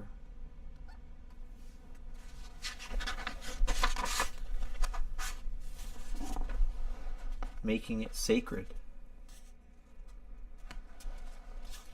This chopping wood and carrying water is karma yoga, the yoga of daily life. The way you do it is do what you do, but dedicate the fruits of the work to me. That's the most esoteric way of saying it. Another way of saying it is do it without attachment. Another way of saying it is total renunciation. Now that doesn't mean you go up to a mountain and live in a cave. It means that you renounce attachment even to your own desires. It means you do what you do because that's what the harmony of the universe requires. If I am a potter, I make pots, but who is making the pots? I am not under the illusion that I am making the pots. Pots are. The potter is. I am a hollow bamboo.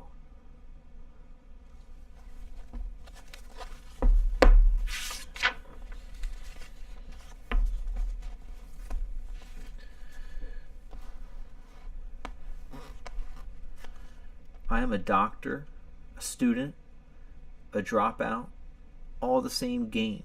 Don't let that offend you, but the external world is all the same. It's all the external world. People often say to me, I would really like to do sadhana, but I'm a teacher now. If I could only finish being a teacher, I could do sadhana. Baloney. You're either doing sadhana or you're not. Sadhana is a full-time thing that you do because there is nothing else to do.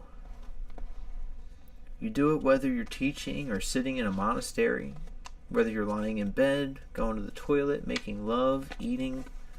Everything is a part of waking up.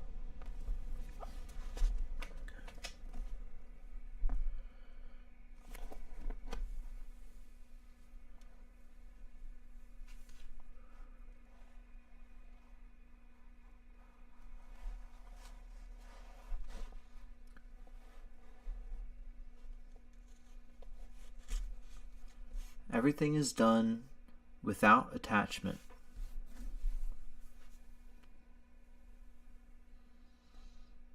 Another way of saying it is, it's all done as consecrated action. It's all dedicated. It's all sacred.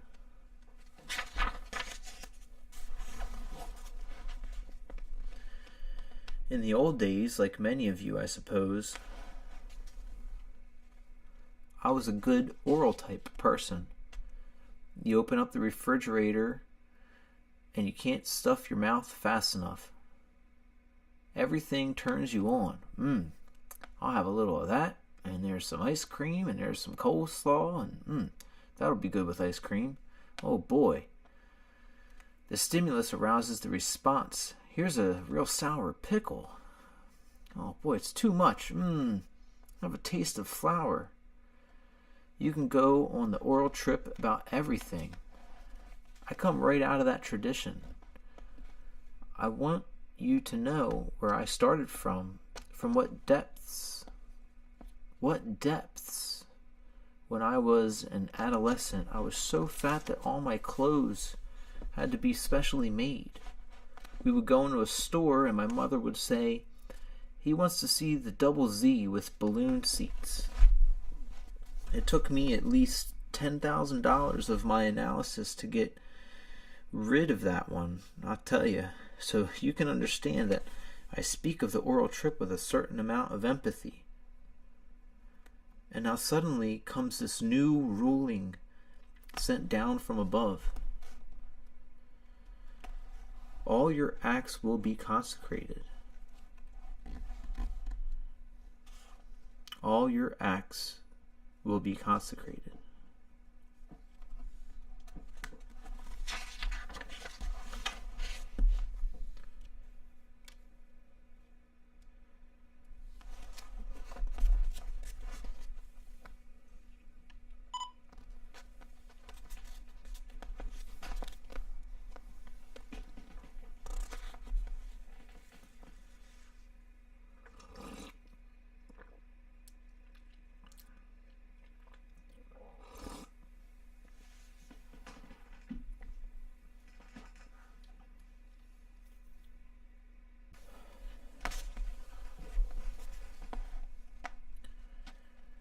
Wow, that's great. But what about food? Now in the West we have a thing, you see, the Norman Rockwell cover. Thanksgiving Day. There's the turkey and everybody has his eyes closed saying grace and the kid's hand is already on the turkey. Okay, let's say grace and eat quick. So in India I was taught this thing to say to consecrate the food, and it was very funny. I'd been taught it, but I still had this old orality business. So I'd say it, but I could not think it, and I could not stop long enough to experience it. At last I had to confront myself and see where I wasn't. You've got to go at the rate you can go. You wake up at the rate you wake up. You're finished with your desires at the rate you finish with your desires. The disequilibrium comes into harmony at the rate it comes into harmony. You can't rip the skin off the snake. The snake must molt the skin. That's the rate it happens.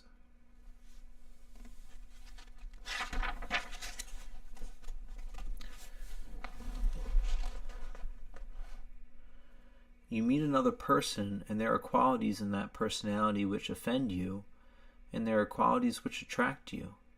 Some qualities seduce you. Some qualities repel you. Some qualities sexually excite you. Some qualities revolt you. Some qualities interest you. Some qualities fascinate you. Some qualities bore you. It's only when you can see through all that veil, through all your own desires, beyond Sita walking in the path, that you can see beyond all that, to where the other being is. You will do that when you've gone inside, to see where you are, beyond the things in which attract you and seduce you and excite you and repel you, the journey across the great ocean of existence. It's a journey inward. Ever in, deeper and deeper. And the deeper you get in, the more you meet truth. The Guru.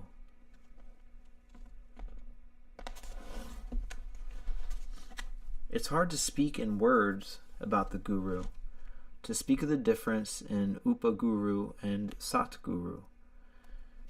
It's interesting that when I tell the story of my journey in India and tell of the Guru, I always speak of his miracles, although from my point of view, they are not the essence of the matter at all. But they are that which is speakable of. It's a little like that Persian story where Nasruddin is looking for his house key under the street lamp, and others come to help him, and finally they ask him, "Where did you lose it?" And he answers, "In my house, but it's dark in there since it's light out here. This is the best place to look." I find myself talking about things that are talkable about. What can I say? Can I say with any meaning that when I'm with the Guru, there's nobody home? Or that I love him so thoroughly that I would do anything he would ever ask of me, and the highest thing I could think of is being at his feet, and at that same moment I don't care if I never see him again in this life? Can I say that? Can I say there is absolutely nothing special about him? He's just a little old man with a blanket? Can I say he's right here now?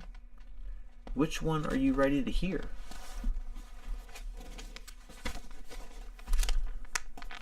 When I was around Maharaji, there was always a constant stream of devotees who have much reverence, but not too much faith, and they were always asking Maharaji for miracles, or to get them a job, or they wanted to use his divinatory powers and tell them about the future. And then, when he would ask me what it was I wanted, I couldn't think of anything. I just felt he was inside of me. How do you ask your inner self for something? You are already it. What is it that you could give to yourself? Give yourself presents? It's all wrong. At first I didn't trust it, so I'd have to come into his presence, and the minute I'd get there I'd feel, yeah. And I'd look at him and my eyes would get all swimming with tears, and I'd just laugh and I'd feel silly. I would really be silly. And it's hard to get me speechless.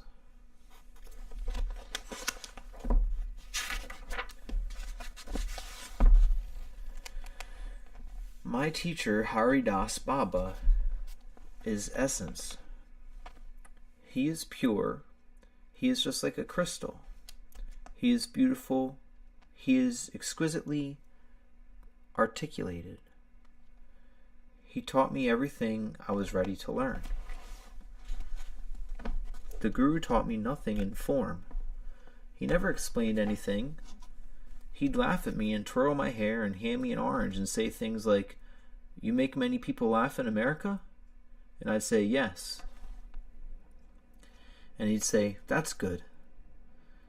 That doesn't teach you much, that's just hanging out." The teacher, on the other hand, was all spit and polish, all business.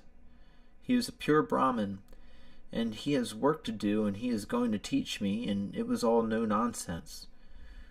He would be making me a rope to go around my waist with 7 strands, and he would be explaining each strand, and I honor him and love him, and I wish to serve him. One of them is in the world for me, and one of them is not. The relationship to the Guru has nothing to do with worldliness, with the worldly. By Guru, I don't mean a specific Guru. In my head, there is a universal Guru, a level of consciousness, a frequency, of vibration, a connection to another plane. He was right here, laughing and being here all the time. I spent all last winter and the year before at the temple, just making love to Maharaji in every way, being opened wider, and was just so awed by the pure love of a being that there was no place for my paranoia. Yet everywhere I turned, there it was, and no place for it, because I only saw the man in the flesh, probably 8 times. It's amazing, and all but 2 times for not more than half an hour, or maybe an hour, and most of that was superfluous. I needed to see him in the flesh only because my faith was not pure enough. What awes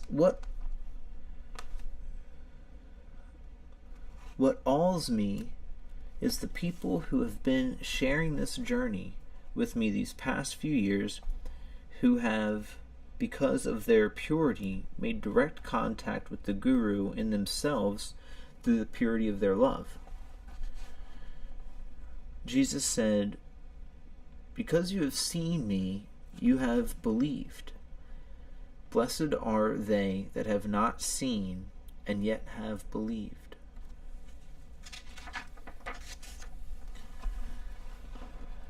The way bhakti works, you just love until you and the beloved become one.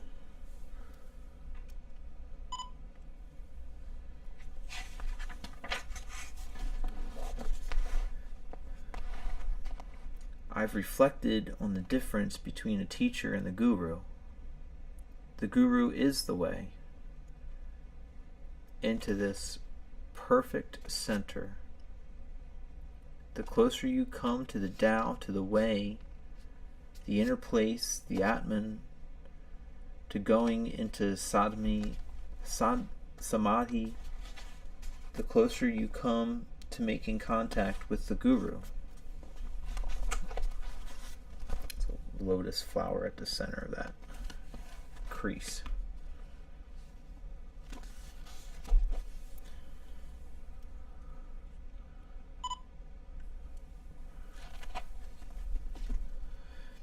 It's as if the Guru is an airplane hovering over a landing field and there's just too much ground traffic for the plane to land. Cars all over the runway looking for a Guru. He just circles and circles, doing a holding pattern, waiting for you to clear your runway so he can land. He's sitting up there in here all the time. Maharaji is not further away from you at this moment than the thought you're thinking now. And if you are capable of completely stopping this thought, or transcending it, or being centered from the inside behind it, he and you would then be one.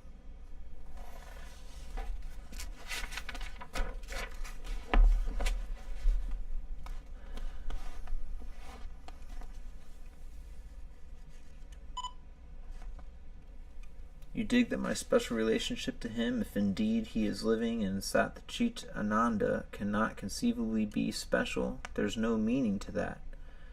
Specialness can only be in each person's karma. It's not an interpersonal relationship with a being that is not interpersonal. People say, "You've got something going with the Guru." That's absurd.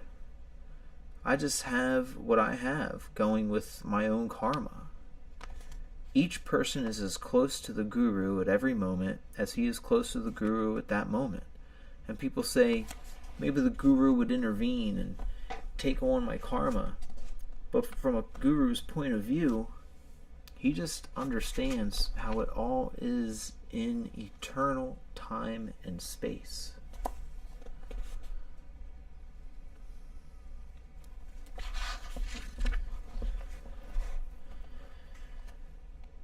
He has no attachment either to life or death, and if he takes on your karma, it is your karma that he should take on your karma. Simple as that. You see, you are the Guru. That's what's so far out. You are your own Guru. I am my own grandpa. And that's what you finally know when you are hanging out with one of these guys. You hang out with yourself because there's nobody at home there at all. So to the extent that there's hanging out in the interpersonal sense, all you can be seeing are your own desires. He is a perfect mirror since there's nobody here.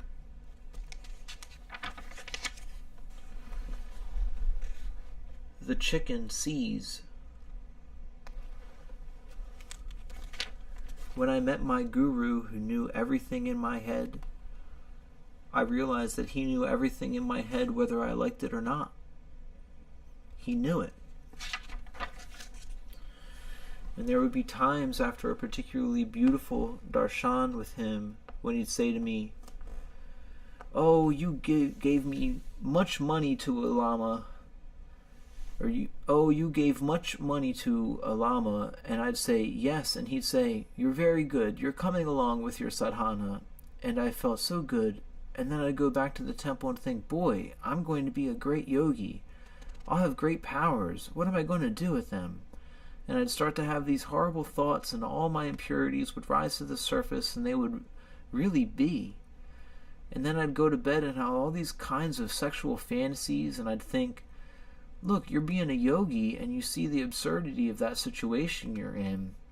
But I'd still have the thought, and then in the course of it, I'd have a thought, I'd be going through my shoulder bag and come across a note I'd written to myself, "Remember to visit Lama Govinda," and I'd think, I must visit Lama Govinda while I'm in India. And the next morning at 8 o'clock, there is the messenger with instructions. The guru said you're to go to visit Lama Govinda. Now, there isn't a message saying, cut out those sexual thoughts, but he must obviously know them. Do you think he just picked up on the Lama Govinda thing? Can I assume the probabilities, or he only tunes in every time I have a positive thought? And then I come before him, and now I'm freaked because I know he knows it all, and I walk in and he looks at me with total love. And I think, how can he do it? This guy must be nuts. He's loving this corrupt. Why isn't he? You see the predicament I was in? And then what I understood was he was loving that in me, which was behind my personality and behind my body. Not, I really love Ram Dass. It wasn't interpersonal love. It wasn't possessive love. It wasn't needful love. It was the fact that he is love.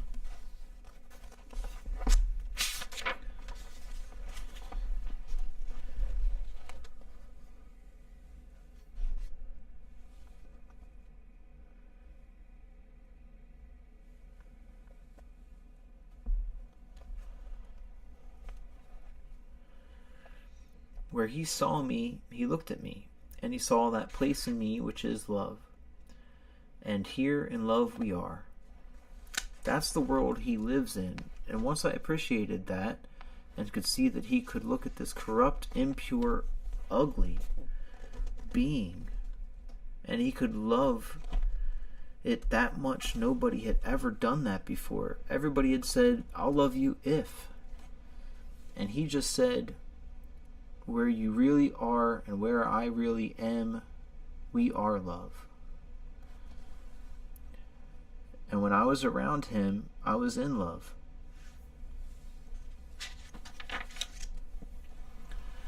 Now, once I had tasted of that universe, where we are all us, this place, that's the sea of love. Boy, I'm going to live in it. I'm going to be it. I'm going to submerge myself in it. You got to protect yourself. From what? Love? Once you know there's no place to hide, then you wonder, who are you hiding from anyway? There's a Sikh story about a holy man who gave 2 men each a chicken and said, go kill them where no one can see. One guy went behind the fence and killed the chicken. The other guy walked around for 2 days and came back with the chicken. The holy man said, you didn't kill the chicken? The guy said, well, everywhere I go, the chicken sees.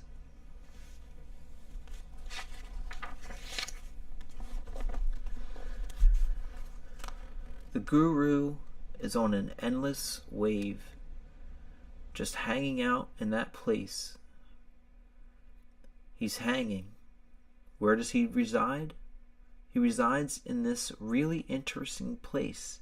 He resides right in that place where the Divine Mother merges into herself. He's right between the two sides of the coin. He's right at that place. He goes into one with it all, into the void, and he comes back into form in order to love it all. And then through his love, he goes back into it again. It's like making love to somebody and you pick your face up from your lover in order to come down to experience, aren't we having a ball? And then you go back into oneness.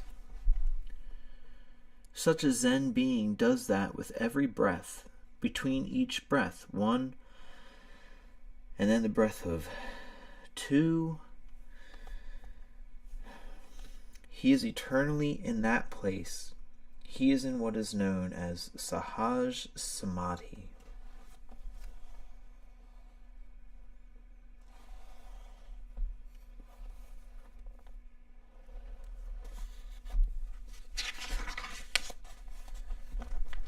He's right at the edge. He stays at that edge, and that's why he stays in his body.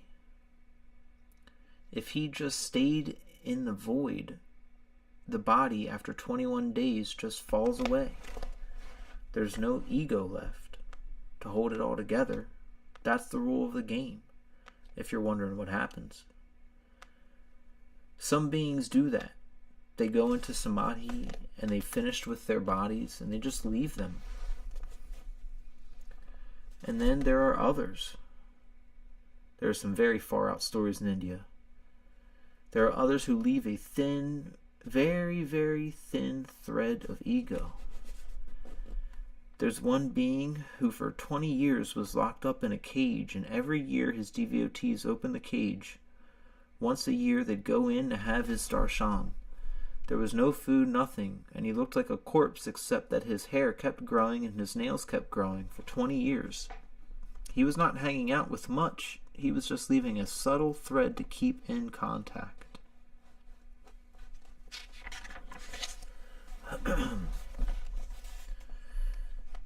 Those of little faith need long fingernails and long hair to believe it's happening.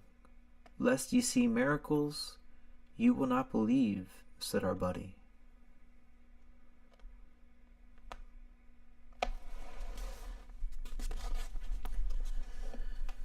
Everything he said was straight. You understand? All that stuff in the Bible is really straight. Look what happened to Saul of Tarsus. For God's sake, there he was, riding along in the desert on his horse or camel or something, and a voice said to him, "Why are you persecuting me?" He was out in the hot sun, and he flipped out. He went flying off his horse and he fell to the ground. "What do you want of me?" "Start my church. Go to the next town and you'll be instructed." That's what he heard. And he went the whole trip, and that's an astral trip, a very groovy astral trip. And that's what the Bible is, an astral story, a very good, groovy astral story at one level. I can feel the horror in somebody. He's saying, it's a good astral story, but illusions are illusions. It's here in the sound of the tambura. In sound, in the beginning was the Word.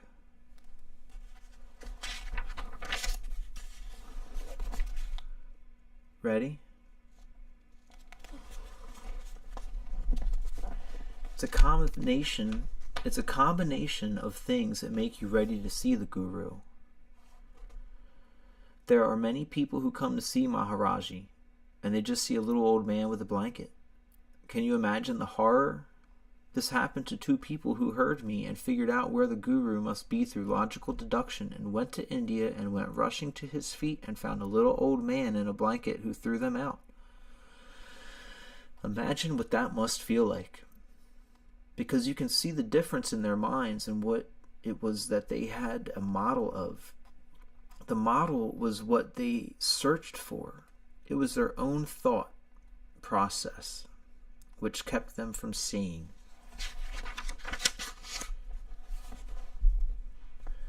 Two things are required.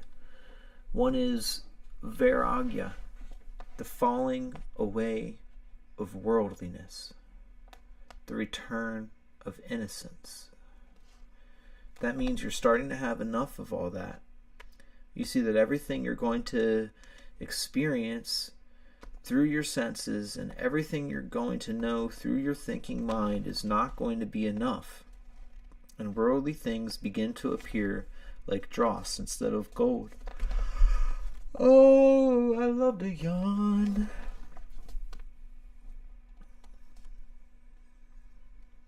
It's not totally just. It begins to happen. It's falling away. My teacher said, the veil falls away like the skin of a snake. The ego thins like clouds until only a transparent layer remains. The other thing that's required is pure seeking, the purity of the faith. There is as much faith in you here in us at this moment as anywhere in India.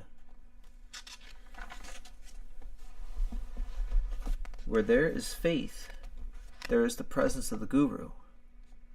He is it all. He is all your impurities. He is all your corruption. There he is, smiling at you through them, saying, and this too. He sees, he understands. Total compassion. Total compassion means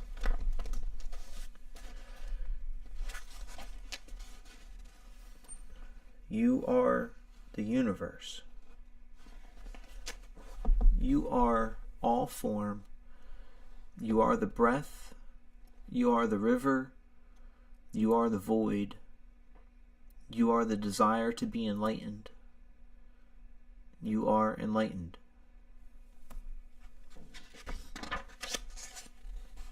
That's who he is.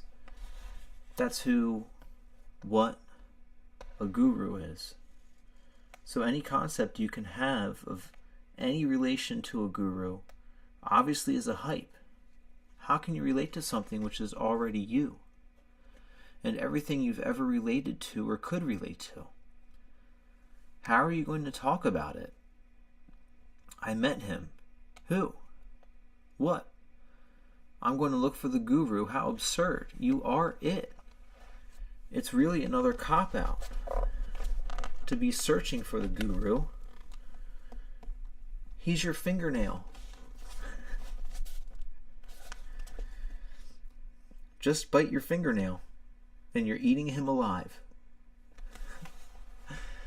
When you know how to listen, everybody is the guru. Speaking to you, it's right here always.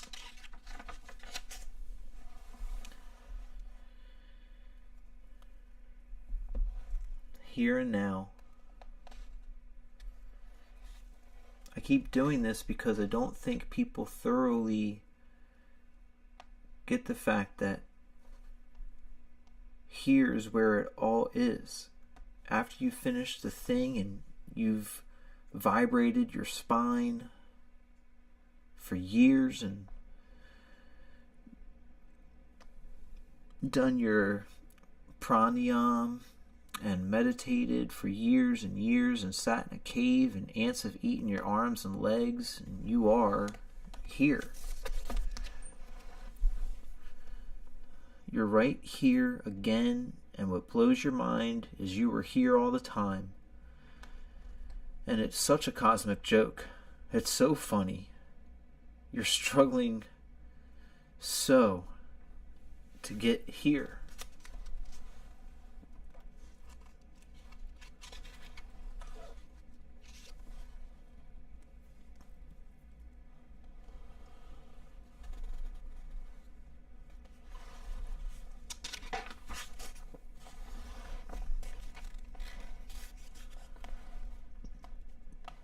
At this moment, if you set the alarm to get up at 3:47 this morning, and when the alarm rings and you get up and turn it off and say, "What time is it?"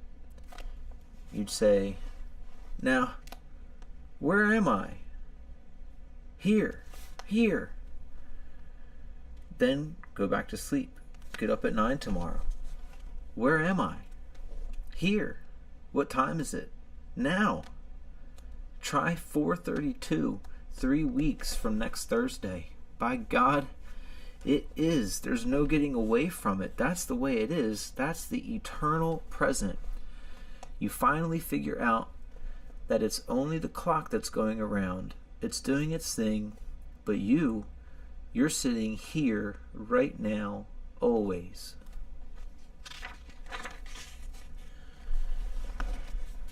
Nobody is going anywhere. Nobody is coming from anywhere. We're all here. We're all here in eternal time and space. We're always going to be here.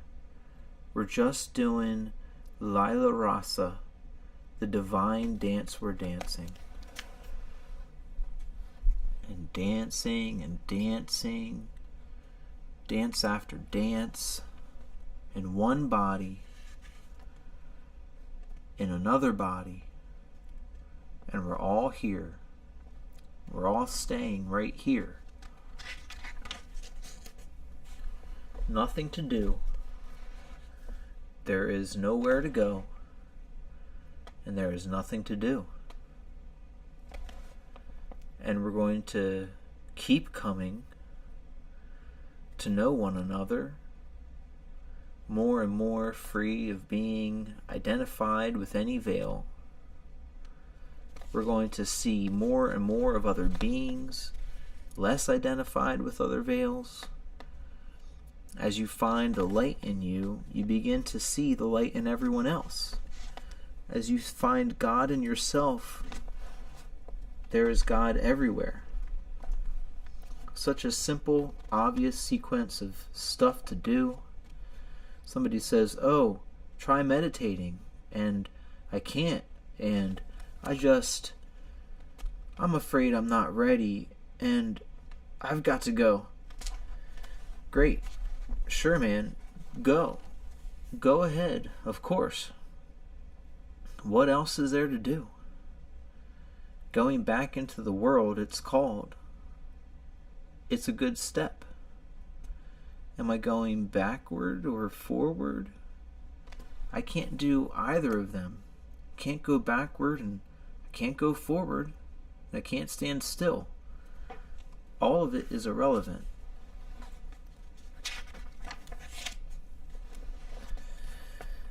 We're all just caught in the delusion. All of us caught in the illusion. Being aware of it as illusion and yet so much in it. If you have ever watched a beautiful Zen monk, a very old monk who is really there, or here, really here, whichever, you watch him, he's cooking food, he's lifting stones, he's moving. You watch him walk and it's like nobody's walking. The legs are going and the whole thing is happening, but nothing is happening, no matter what is happening. And that's what blows your mind when we get out of the kinds of heads we've got going that don't allow us to really understand how this can be.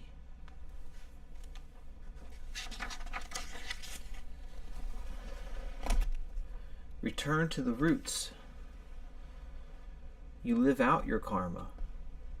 The best I can tell you about karma is if you are pure spirit, you are not matter. You are that eternal spirit. Well, if each of us is that very old being and not this young body or this body that is going through this life, why don't we remember? Why don't we remember it all? Why can't we read the entire Akashic record? Because of our attachments to the physical plane of reality? Because of the power of our identification with our own body senses and thoughts?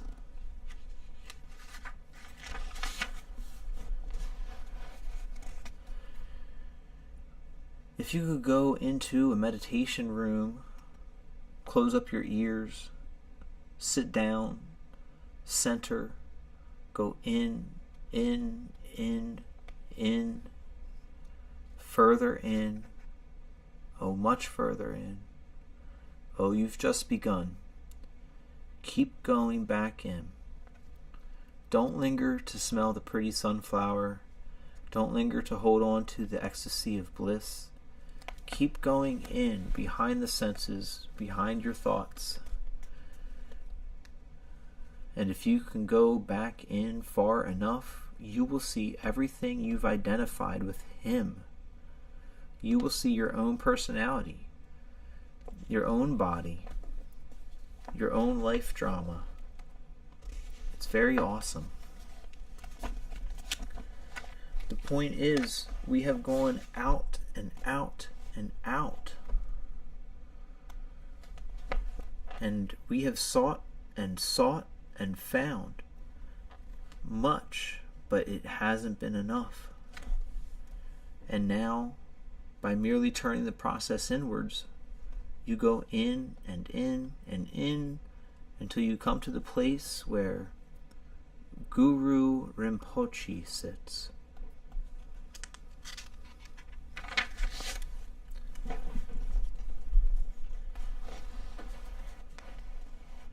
And what is this place? Hindus call it the Atman.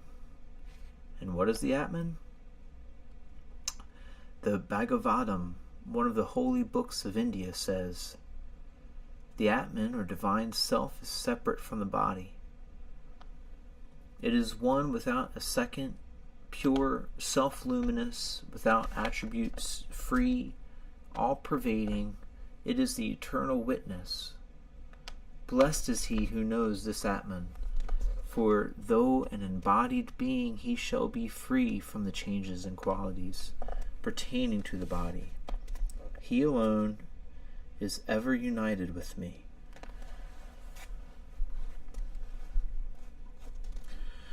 This is the place of pure being, that inner place where you dwell, you just be. There is nothing to be done in that place. From that place, then, it all happens. It manifests in perfect harmony with the universe. Because you are the laws of the universe. You are the laws of the universe.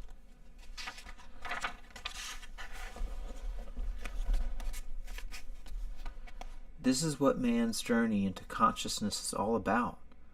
This Om. It's going Om. This is the place. Becoming one with God, returning. It's the return to the roots that the Tao talks about. It is the calmness, the stillness, the fulfillment. When you make love and experience the ecstasy of unity, that's the place.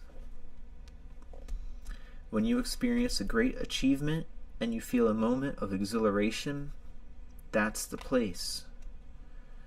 When you see a moment of poetry in a flower, or in words, or in art, the way it's supposed to be, this is the place. Right here. It's Buddha consciousness. It's Christ consciousness. Jesus says, I and my Father are one.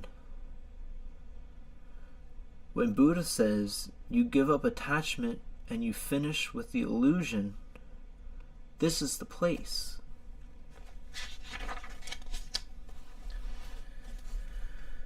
Still, you do your thing, live your life in the world. The water goes on down the stream. You chop the wood and carry the water. You do your thing. Your mind does its thing. Your senses, they're a thing. But you are not attached because you sat in front of the candle flame until there was just you and the candle flame. And then finally, you extricated yourself from the attachment to your own thoughts, to the tyrant of the drunken monkey, even to the thoughts of I and candle flame. Not so that you would never think again. I mean, few people who know me don't appreciate the fact that I think and have keen discrimination and have not lost my mind, and I am a sophisticated aware being. And yup, behind every word and behind it all is a mantra going inside my head, in which I am sitting calmly watching this whole drama unfold.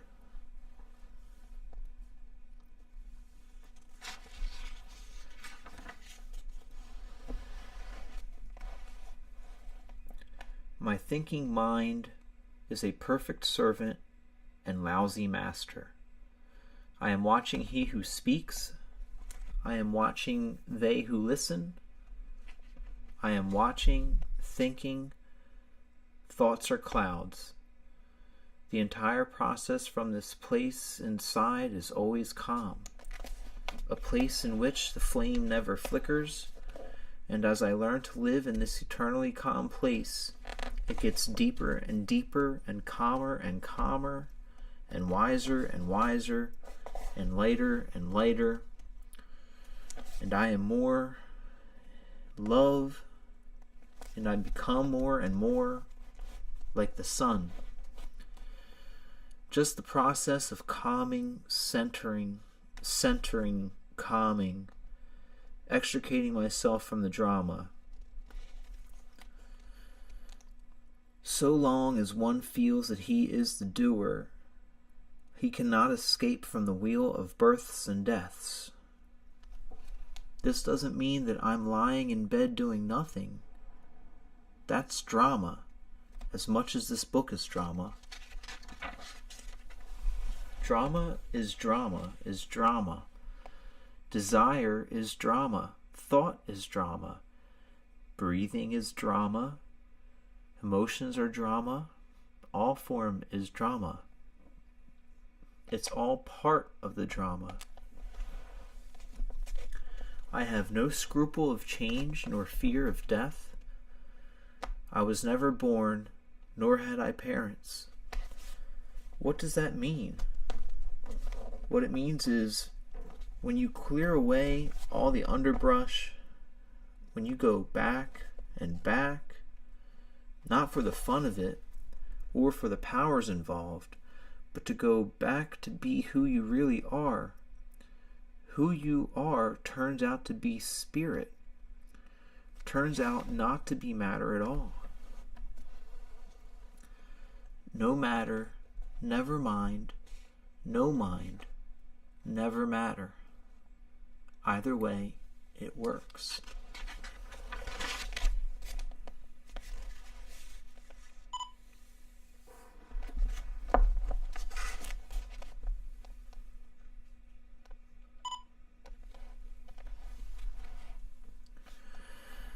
Round trip.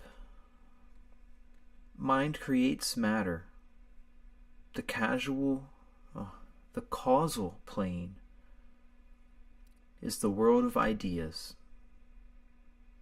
that creates the universe. Right at the top of the causal plane is what we call the Godhead. It's the first place into the universe of form. It's the first world of form. It's the place where the mind that is God manifested it into the universe. His thought manifested into all the lower levels of the causal plane, all the astral planes, the physical plane, and when you go back and back and back, you go to that place where you become one with the Godhead. You are God. You are the id. You are the idea that lies behind the universe. You are literally it. You're not making believe you're it. You are it.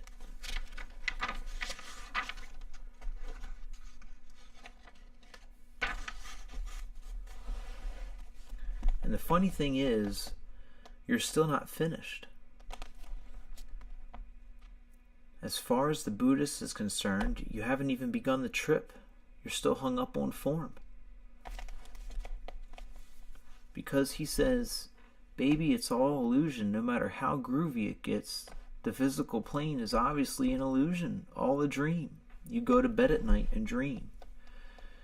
You notice about your dreams, they're very real, and yet they don't have any substance on the physical plane. That's the astral plane. You're dreaming on the astral plane. At the point of pure ideas, sometimes very high physicists or poets touch pure idea. Sometimes music, art, a vase, a hieroglyph, or something gets so essency, you feel you are touching God. By being in connection with that piece of art, because it's pure idea, it's the idea of vasteness. Its causal plane, the mind, at the causal plane, created that vase, that place of pure idea. It's the place where yin and yang manifest. It's the place where duality exists. The first place into form from the immanent duality in the unmanifest.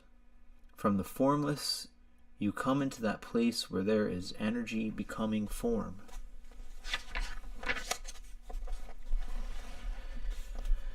In order to become a fully realized being, you must delight in the exquisiteness at every single level. You must take joy in your maleness or femaleness at the same moment that you realize that you are both male and female. It's that far out.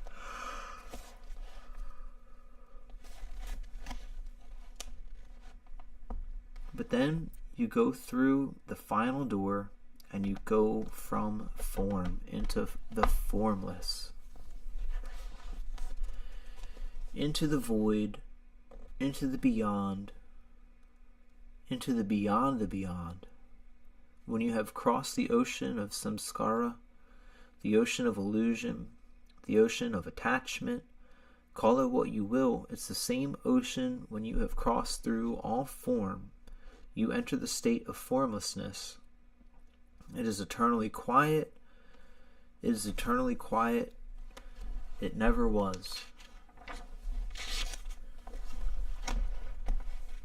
Push far enough into the void, hold fast enough to quietness, and of the 10,000 things, none but can be worked on you, worked on by you. I have beheld them whither they go back. See all things howsoever they flourish, return to the roots from which they grew. This return to the roots is called quietness. Quietness is called submission to fate. What has submitted to fate becomes part of the always so. To know the always so is to be illumined. Not to know it means to go blindly to disaster. So says Lao Tzu in the Tao Te Ching. To go, you've got to go the whole trip, all the way to the back, before you get to the place where you see that behind all this, there is all this in its own, in its unmanifest form, always, eternally. You perceive that nothing is really happening at all. Nothing ever happens. Nothing is going to happen. There's nothing. You've got to do. There's no doer to do it anyway. And then you're in the void. When the Buddha nature sees there are many beings whose veils are very thin, and you come back and teach them through your being That's the bodhisattva role, because you finally understand that though it is all illusion, it never was and never will be at every level at which you exist. You're part of everybody else, because it's all one being, really. That's the bodhisattva problem. So what happens is you go all the way out, and then you come back to here. He who clings to the void and neglects compassion does not reach the highest stage. But he who practices only compassion does not gain release from the toils of existence. He, however, who is strong in the practice of both remains neither in samsara nor in nirvana. He neither remains in the void nor in the world. The final place that the game leads to is where you live consciously in all of it, which is nothing. You are eternal. You have finished perishing. There is no fear of death because there is no death. It's just a transformation, an illusion. And yet, seeing all that, you still chop wood and carry water. You still do your thing. You flow in harmony with the universe. You are beyond morality, and yet your actions are totally moral, because that's the harmony of the universe. You see that to do anything with attachment, with desire, with anger, greed, lust, fear, is only creating more karma, which is keeping you in the game, on the wheel of birth and death. Once you see through that, desires can't help but fall away.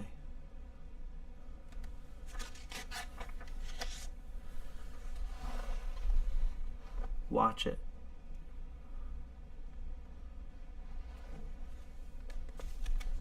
But at first, when you see, you want to run down the street shouting, spreading the good news, run down the aisles of churches yelling, listen to those words you're singing.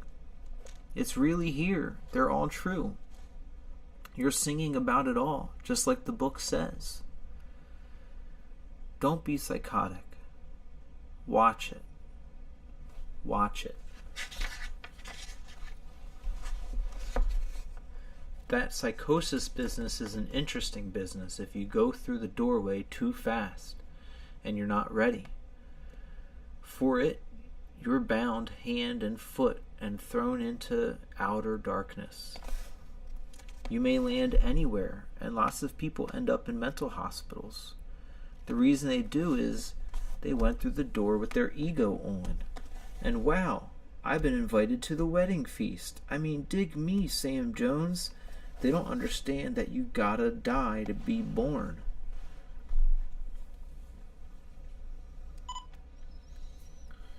That only when you have been born again do you enter the kingdom of heaven. So they've gone in on the first round, and what happens is they go on a huge ego trip, and it's called the messianic complex. It's called paranoia, delusions of grandeur. Sam Jones in heaven, Sam Jones standing on the right side of the Lord. There's the Lord, and there's Gabriel, and there's Sam Jones. I have a relative who is in a mental hospital, and he thinks he is Christ. Well, that's groovy. I am Christ also. But he doesn't think I am Christ. He thinks he is Christ, because it happened to him and he took his ego with him. So he says, I'm special. And when I say to him, sure man, you're Christ, and I'm Christ too, he says, you don't understand. And when he's out, he steals cars and things like that because he needs them because he's Christ, and that's all right. So they lock him up. He says, I don't know. Me, I'm a responsible member of society. I go to church. Me, they put me in a mental hospital. You're free. You've got a beard. You wear a dress. You. Sure, because as far as I'm concerned, we are all God. That's the difference.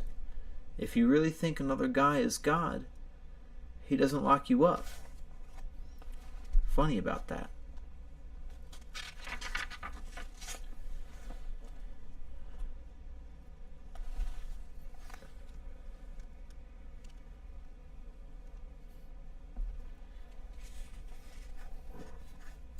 You've got to be really pure. You can't just make believe you're pure. Anything less than total purity back into outer darkness, that's what you learn. After a couple of 100 psychedelic trips, I might well go straight because I'm beginning to feel like a yo-yo. I keep going up and going down, and going up and coming down, down, up, down. But when the king came in to behold the guests, he saw there was a man who had notion a wedding garment, who had not on a wedding garment, and he said unto him, Friend, how camest thou thither, not having a wedding garment? And he was speechless. When the kings said to the servants, Bind him hand and foot, and cast him into the outer darkness, there shall be weeping and gnashing of teeth, for many are called, but few are chosen. As long as there is an up, down in your head, outer darkness, as long as you're in the world of yin and yang, outer darkness, it takes a lot of purification. Purification of what? Purification of thought, purification of body, freedom from attachment. And after a long time of going up and down without understanding why I was going up and down or how to stop it, slowly it dawned on me, now why did I keep trying? The answer is very simple, and almost all of you know the answer already. The answer is, once the seed has been planted, once you have been born again, you don't have any choice.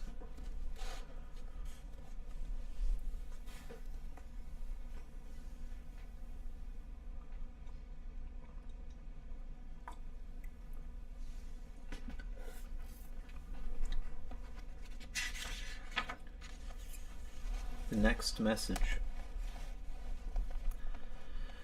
is where you are when you hear the next message. Whenever you're ready, you'll hear the next message. The interesting thing is there's always a next message, and it's always available to you. Now, that's the hard one. The handwriting is always on the wall saying,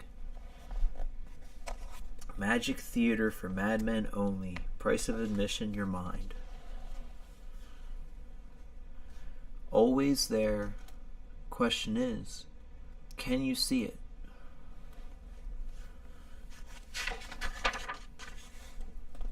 Funny thing about all the secrets of the East, or the secrets of mysticism,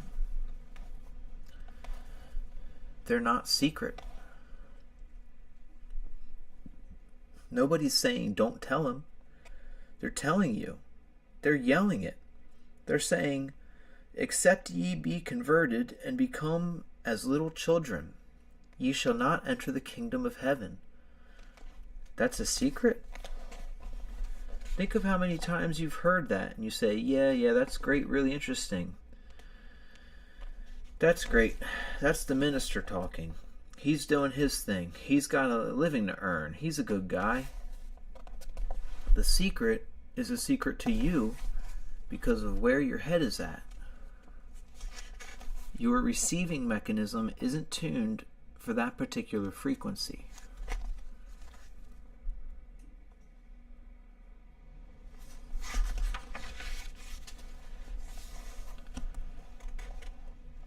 In my case, I kept reading the books, but didn't understand them.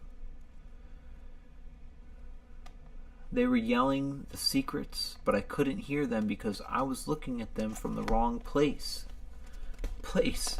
That was my problem, and I couldn't get my head into the right place. I still wanted to know. I knew. See, I was still Western rational man.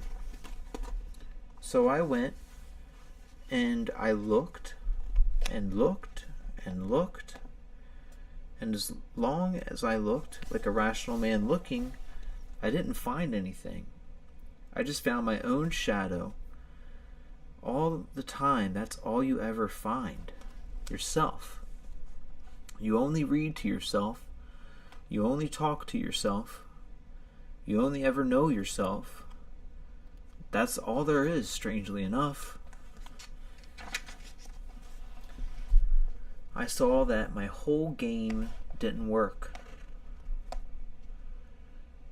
It gave me all the rewards that seemed to be offered, but it didn't work. There was a place in me that knew it wasn't working. I knew there was something else, but I couldn't get to it. At that point, I gave up. And then I was ready for the next message. When I went through the doorway, I thought, wow, it isn't like that. It isn't like I thought at all. I mean, if I am going to spend my life manipulating this puny ego through a set of power games and sensual gratifications, what's the payoff? The end is that it's going to end anyway because it's all in time. And suddenly I dig who I am. At that moment, when I'm stoned high, I am out of time. I am out of space.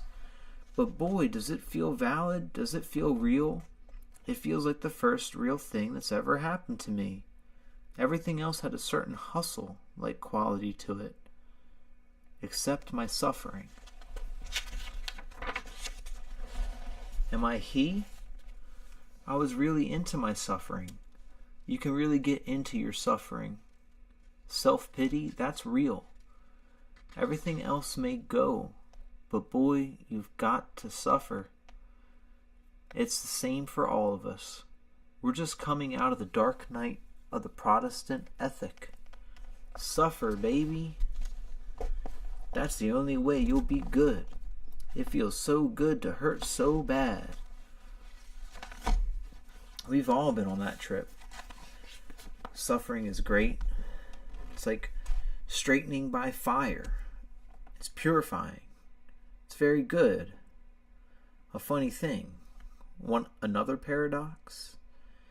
This trip requires total suffering, but it's got to be suffering. That is no suffering. You've got to go the whole suffering trip, but you can't be the guy who is suffering.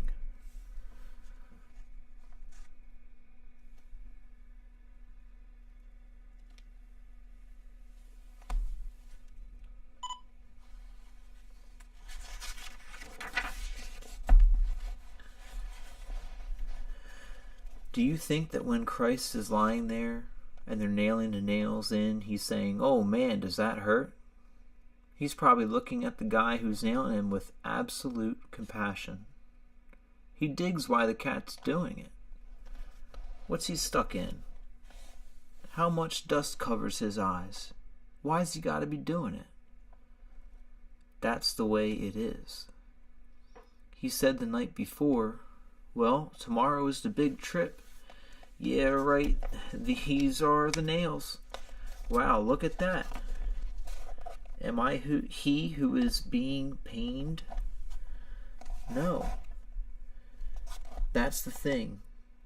Once you know that, then pleasure and pain, loss and gain, fame and shame are all the same. They're all just happening.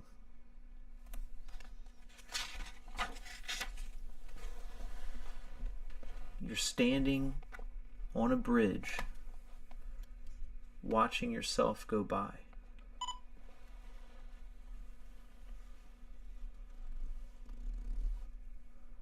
Wow.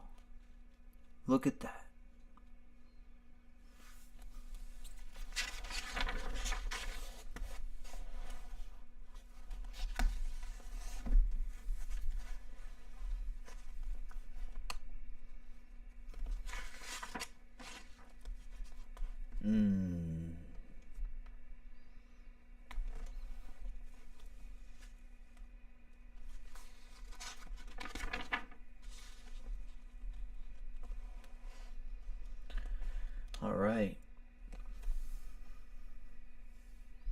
We did it, everyone.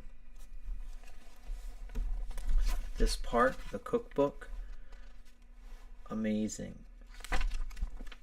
Maybe part of the, the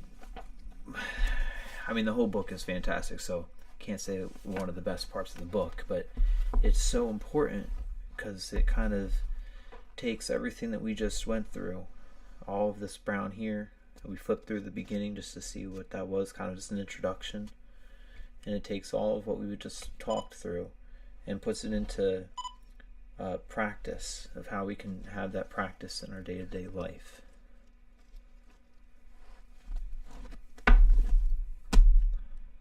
What a wonderful thing. I'm so glad that we just read that through in its entirety. That was a beautiful time, and I really appreciate everyone who has tuned in at any point in time, my past streams or even this one. That was really nice to read through. It's been a long time since I've made it all the way through that. So I just really appreciate everyone out there, and I have so much love for you guys, and you're really important to me. So on that one, I think we're going to wrap our stream up, and I hope to see you all soon. I'll be back here tomorrow. Sleep well, everyone. Peace and love.